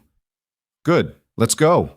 They drove through dark streets while sirens converged on the factory, while police and FBI descended on a crime scene that would raise questions nobody could answer. In the back seat, Evelina leaned against Damian, her whole body shaking, adrenaline crash, grief, relief, everything hitting at once. "It's over," she whispered. "Yeah." "So why doesn't it feel over?" "Because we're still alive, and being alive means facing what comes next." "What does come next?" Good question. Damian looked out at the city sliding past. His city. His father's city. A city built on blood and lies and power that corroded everything it touched. "We change," he said. "We take this empire that's rotten to its core and we burn out everything that makes it rotten. We honor the people we lost by becoming people they would have been proud of. That's going to cost us everything. I know. People will leave, turn against us, try to kill us. I know. And we might fail. We might lose. We might end up dead in a factory just like Mikhail. I know." She took his hand, their palms pressed together. The cuts from their blood oath reopened, fresh blood mixing. "Then let's fail together," she said. Damian kissed her, long, deep, the kiss of people who'd survived something that should have killed them and somehow came out the other side stronger. When they broke apart, dawn was breaking over Manhattan. Gray light. Cold. But light nonetheless. Behind them, Mikhail Petrov's body grew cold in an abandoned factory, his dream of vengeance dying with him. His legacy nothing but blood on concrete and a cautionary tale about letting hate consume you. Ahead, the Moretti estate waited, and inside its walls, a decision that would either destroy them or save them. Antonio drove through the gates, parked. They sat in silence for a long moment. Then Damian said, "Tonight, emergency meeting, every capo, every lieutenant, everyone who matters. We're putting it to a vote." "A vote on what?" Antonio asked. "On everything. On whether this family continues being what it's always been, or becomes something different, something—" He looked at Evelina. "Something worth fighting for. And if they vote to stay the same, then Evelina and I walk away, disappear. Let someone else run this empire into the ground. They'll never let you walk away." "Then they'll have to kill us." Antonio turned, looked at them both. "You know this is crazy, right? You know the odds of the old guard agreeing to change are basically zero." "I know. And you're doing it anyway." "Yeah." "Why?" Damian thought about his father, about Carlo, about every ghost that haunted these halls, about the weight of legacy and the cost of power. "Because," he said slowly, "I'm tired of being afraid of becoming my father. And the only way to stop being afraid is to choose to be someone else entirely. Even if it kills you? Especially if it kills me." Antonio smiled, sad, tired. "Your father would have hated you for this." "I know. But he also would have been proud, in his own fucked up way. I don't need his pride. I need to sleep at night." They got out of the car. The sun was fully up now. pale winter light making everything look washed out, fragile. Inside, the staff moved quietly, preparing for what was coming. Word had already spread. The whispers, the tension. Everyone knew tonight would change everything. Damian and Evelina walked upstairs, to their room, the room they'd shared for 4 years without really sharing anything. They showered, together, washing off blood and gunpowder and the last remnants of who they used to be.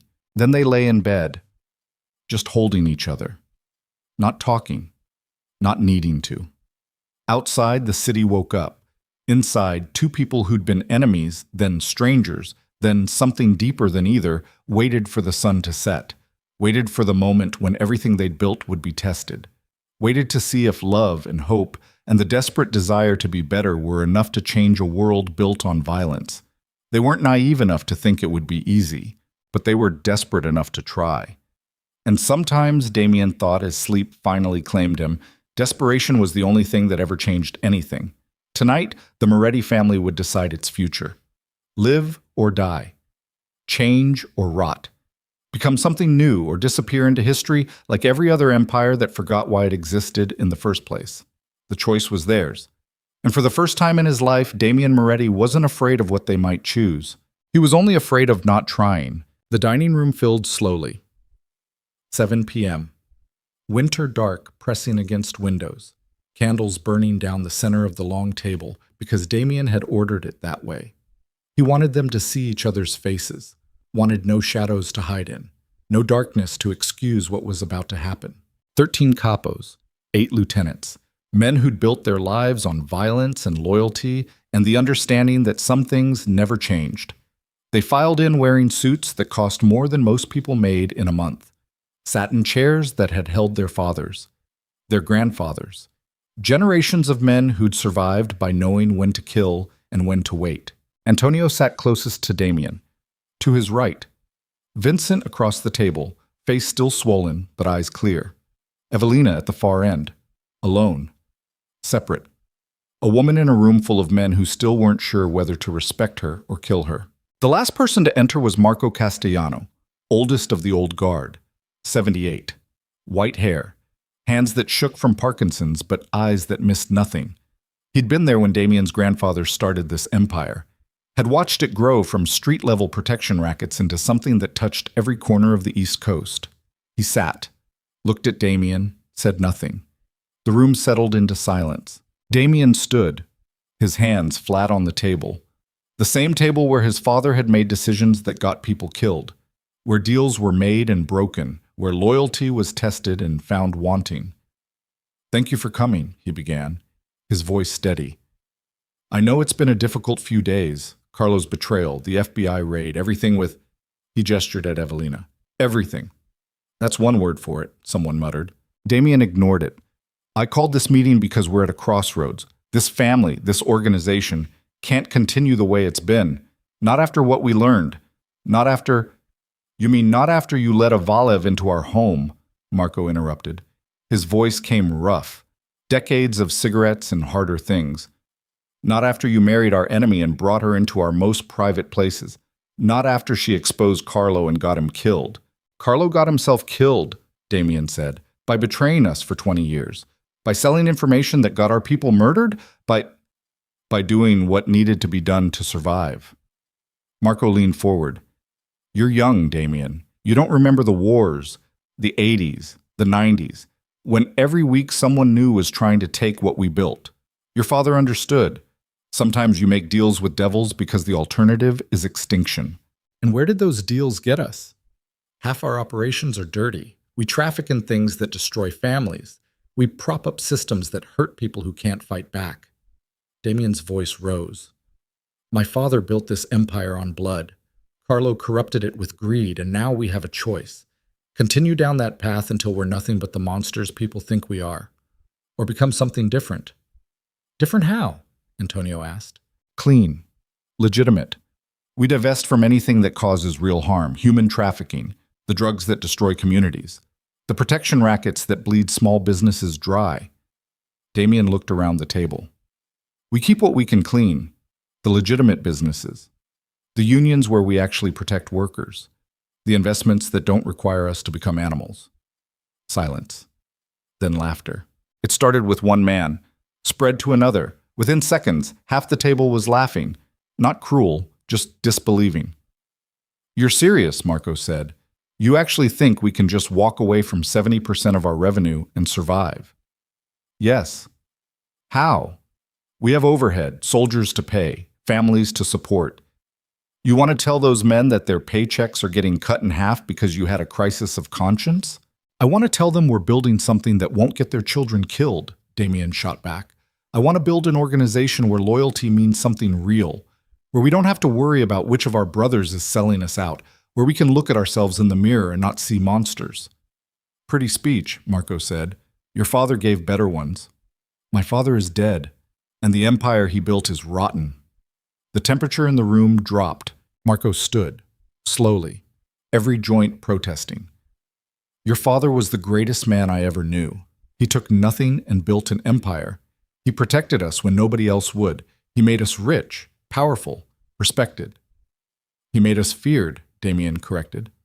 There's a difference. Not in our world. Then maybe our world needs to change. Marco looked at Evelina. This is her influence, this weakness, this fantasy that we can be something other than what we are. He turned back to Damian. Your father would be ashamed. My father, Damian said quietly, raised me to value loyalty above everything, to protect family, to honor the men who stood beside me. He paused. Carlo violated all of that. For 2 decades he betrayed us, and my father never knew, never suspected, because he was so convinced his way was the only way that he couldn't see the rot spreading beneath his feet. So you think you're better than him? No, I think I'm more honest. Damian sat down. I'm not asking for permission. I'm asking for a vote. Everyone here decides. Do we continue as we are, or do we change? Majority decides. Whatever the outcome, I'll abide by it. And if we vote to stay the same, Marco asked, then Evelina and I walk away, disappear. Someone else takes over. You continue building the empire my father started, and I won't interfere. You'd really walk away from everything? To stop becoming my father? Yes. Marco studied him, long and hard. Then he looked at Evelina. And you? What do you get out of this? You exposed Carlo. Got your revenge. Why stay? Evelina stood. Every eye turned to her. She'd been silent until now, letting Damian make his case. But now, I stay, she said, because I'm tired of being a weapon. My grandfather raised me to destroy this family, trained me to infiltrate, to manipulate, to kill if necessary. Her voice didn't waver. He taught me that love was weakness, that attachment was fatal, that the only thing that mattered was the mission. And you believe differently now? I believe he was wrong. I believe people can change. I believe, she looked at Damian, I believe the man I married is better than the empire he inherited. And I believe that if he has the courage to try to change it, then I have an obligation to help him. Even though your grandfather would have killed you for saying that? Especially because of that. Silence again. Heavier this time. Then Antonio spoke. I've worked for this family for 15 years. Watched Damian grow from a kid who didn't know shit into a man who's made hard choices. Choices his father wouldn't have made. Smarter choices. He looked around the table. I'm voting for change. Not because I'm soft. Because I'm tired of looking over my shoulder wondering which of my brothers is going to sell me out for a payday. I'm with Antonio, Vincent said. His voice came rough through swollen lips. I almost died because Carlo put a price on my head. Because this organization has become so rotten that betrayal is just business as usual. If we don't change, we're already dead. We just don't know it yet. More silence. Then slowly, one by one, younger capos started nodding. The men who'd grown up in Damian's generation, who'd seen what the old ways cost, who had children they wanted to protect from becoming what they'd become. But the old guard, Marco and his contemporaries, sat stone-faced. You're asking us to commit suicide, Marco said finally. To cut our own throats and hope we don't bleed out before we can bandage the wound. I'm asking you to evolve or die, Damian replied. Because the FBI is coming. Not today, not tomorrow, but soon.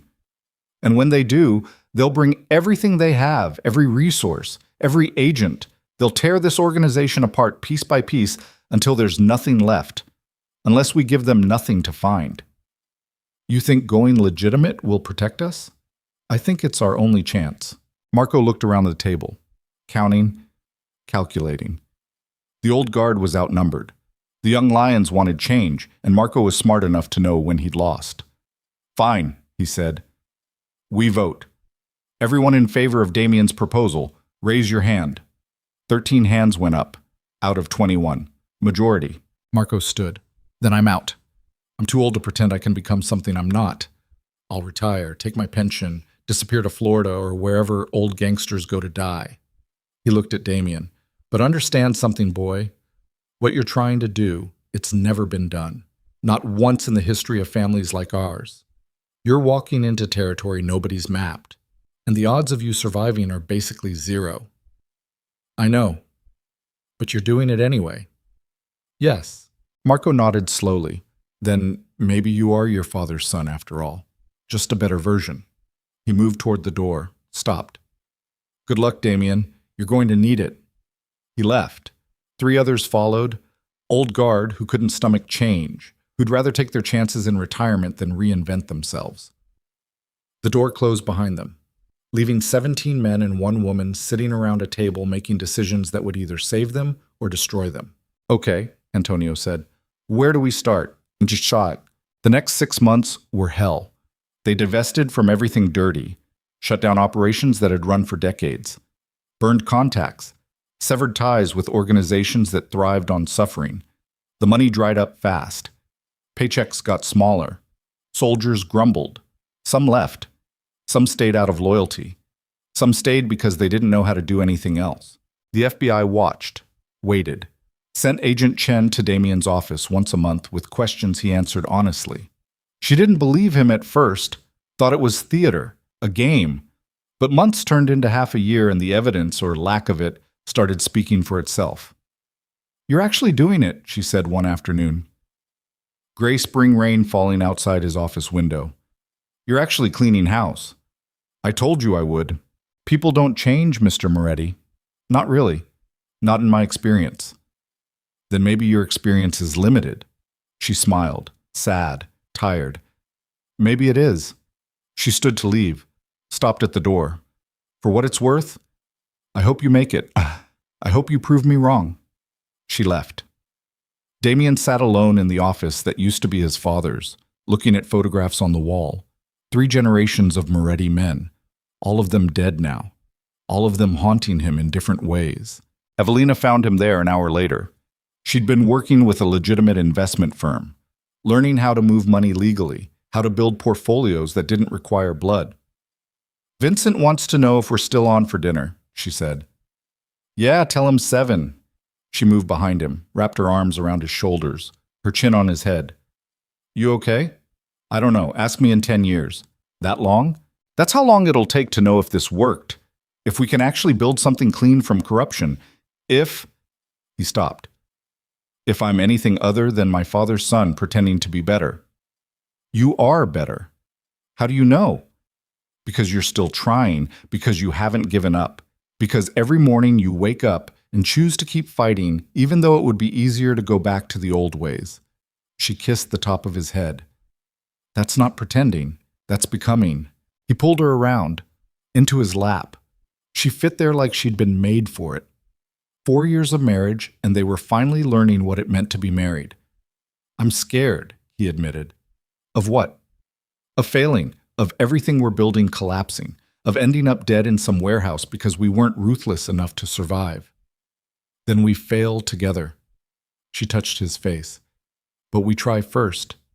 And trying, really trying, is more than most people ever do. They sat like that while rain hammered windows and the city moved around them. A city that didn't care whether they succeeded or failed. That would keep turning no matter what happened to 2 people trying to change what couldn't be changed. But they were trying anyway, and somehow that felt like enough. 1 year after the vote. The dining room was smaller now. Only 8 people fit around the table. The old guard gone, replaced by younger blood. Men and women who'd grown up in this life but wanted something different for their children. Antonio sat at Damian's right, Vincent across, Evelina beside him where she belonged. The others, new capos, new lieutenants, filled the remaining seats. "Revenue's up," Antonio reported.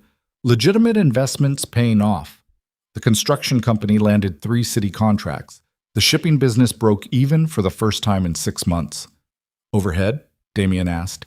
"Still high, but manageable. We're not bleeding money anymore." "The soldiers?" "Most stayed. The ones who left?" Vincent shrugged. "They were dead weight anyway. Good riddance." Damian nodded, looked around the table. "Anyone have problems? Concerns?" Silence. Then one of the new capos, a woman named Teresa, who'd run numbers for her father until he died, spoke up. "My daughter asked me what I do for a living yesterday." Everyone looked at her. "She's 7, been asking for months, and yesterday I realized," Teresa's voice caught. "I realized I could tell her the truth, that I run a business, that I help people, that what I do isn't perfect, but it's honest work." She looked at Damian. "I couldn't have said that a year ago, so thank you." Damian felt something crack inside his chest. Not pain. Something else. Something warm. "We're not heroes," he said. "We're just people trying to be less shitty than we were yesterday. But if that's enough..." He looked at Evelina. "If that's enough, then maybe we're doing something right." The meeting ended. People filtered out, leaving Damian and Evelina alone. "You know what today is?" she asked. "Tuesday? Our anniversary, 4 years." Damian blinked. "I completely forgot." "I know. You forgot last year too." She smiled. "And the year before. You're terrible with dates."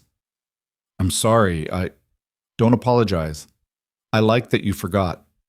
She moved closer. "It means we're not counting anymore. Not measuring time in survival, just living." He pulled her into his arms. She smelled like jasmine and rain and home. "I love you," he said.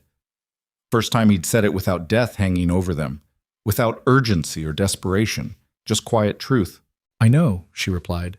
"You show me every day." "How?" "By choosing me, by choosing this, by waking up every morning and deciding that we're worth fighting for." She pulled back, looked at him. "My grandfather thought love was weakness, but he was wrong. Love is the only thing strong enough to change who we are, to make us better than we were." That's very philosophical for a former assassin. "I contain multitudes." He laughed, real laughter, the kind that came from somewhere deep. "So do I." They stood in candlelight while the house settled around them, a house that used to feel like a prison, that now felt like something else, something they were building together, brick by brick, choice by choice. Outside, winter had finally broken. Spring was coming, green things pushing through frozen ground, life continuing despite everything trying to kill it. Evelina rested her head against Damian's chest, listened to his heartbeat, steady, strong. "Do you think we'll make it?" she asked. "Long term? Or is this just borrowed time before everything catches up?" "I don't know," he admitted. "But I know we're trying, and trying is more than anyone expected from us." "Is it enough?" "It has to be." She closed her eyes. "Then let's keep trying, for as long as we can, until we can't anymore." "Deal." They stayed like that. 2 people who'd been weapons pointed at each other, who'd become something softer, something human. The candles burned lower, the house creaked, and somewhere in the city, life continued. Messy, complicated, beautiful in ways that couldn't be planned or controlled. About 5 years after the vote. The mansion had changed, softer somehow, more light, less marble. Evelina had redecorated, made it feel like a home instead of a mausoleum. Damian stood in what used to be his father's study. Now it was just his. Photos of people he'd lost lined one wall. His parents. Carlo before the betrayal. Vincent, who died 2 years ago from cancer that ate him from the inside. Old warriors never got happy endings. They just got endings. But beside those photos were new ones. Him and Evelina. Antonio's wedding. Teresa's daughter graduating high school. New life built on old foundations. The business had stabilized, fully legitimate now. They'd survived.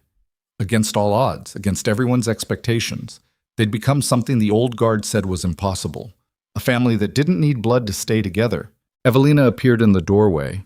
She looked different, softer around the edges. Smile lines where there used to be only sharp angles. "Dinner's ready," she said. "Who's coming?" "Antonio, Teresa, the new capos. Maybe 20 people." "That's a lot of people." "That's family." He turned, looked at her, really looked. "Do you regret it? Any of it? Marrying me, staying, choosing this life?" She thought about it, really thought. "I regret my parents dying.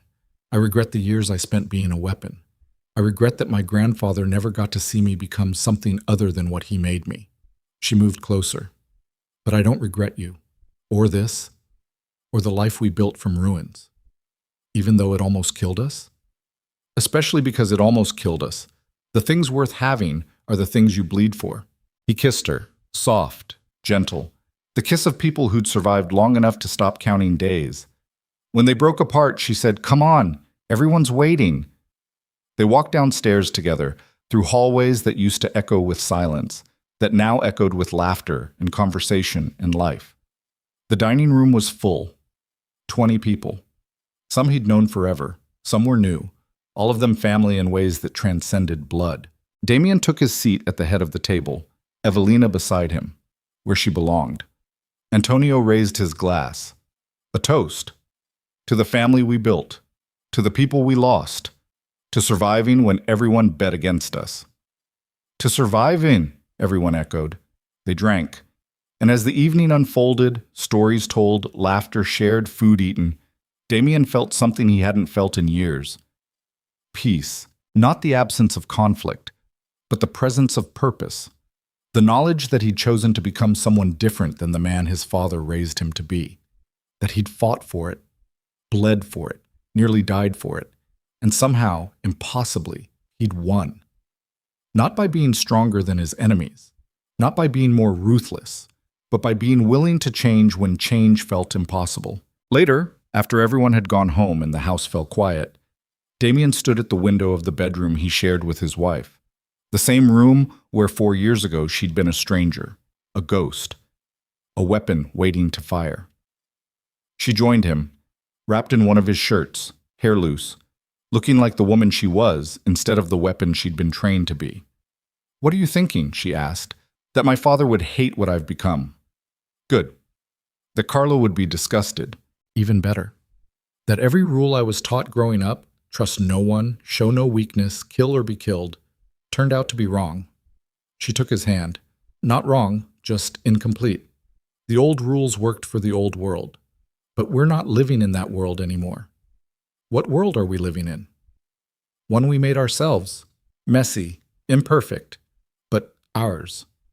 He turned to face her. "I love you. I don't say it enough, but I do. More than I knew I could love anything. I know you show me every day." "How?" "By being here. By not running. By choosing this life over and over even when it would be easier to walk away." She touched his face. "Love isn't something you say, Damian. It's something you do.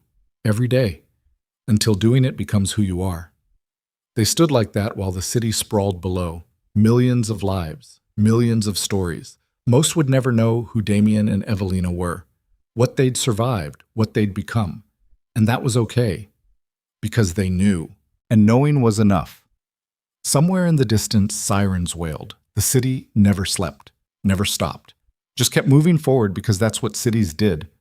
And inside a mansion that used to be a prison, 2 people who'd been enemies, then strangers, then something deeper than either, finally allowed themselves to believe they might actually make it.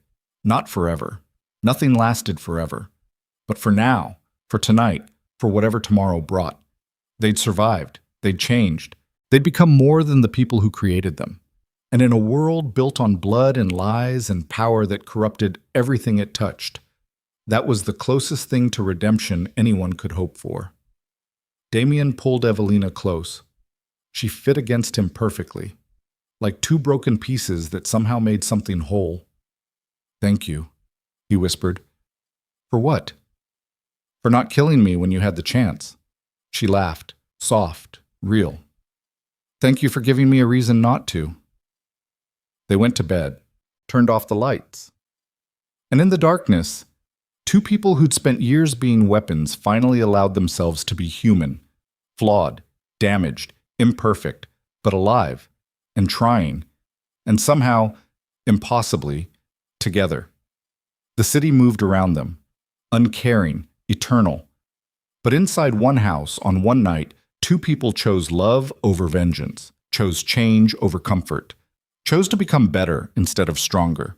And that choice, repeated every day in 1,000 small ways, made all the difference. Not because it was easy, not because it was safe, but because it was true. And truth, Damian had learned, was the only thing powerful enough to break cycles that had lasted generations. His eyes closed. Beside him, Evelina's breathing slowed, deepened. They slept. And for the first time in either of their lives, sleep felt like peace instead of surrender. Morning would come. Challenges would remain. The world would keep testing them. But they'd face it together. Two people who'd been forged in darkness and somehow found their way to light. Not heroes. Just survivors who refused to let survival be the only thing they were. And in the end, that was the most radical act of all. To live not just in defiance of death, but in celebration of life.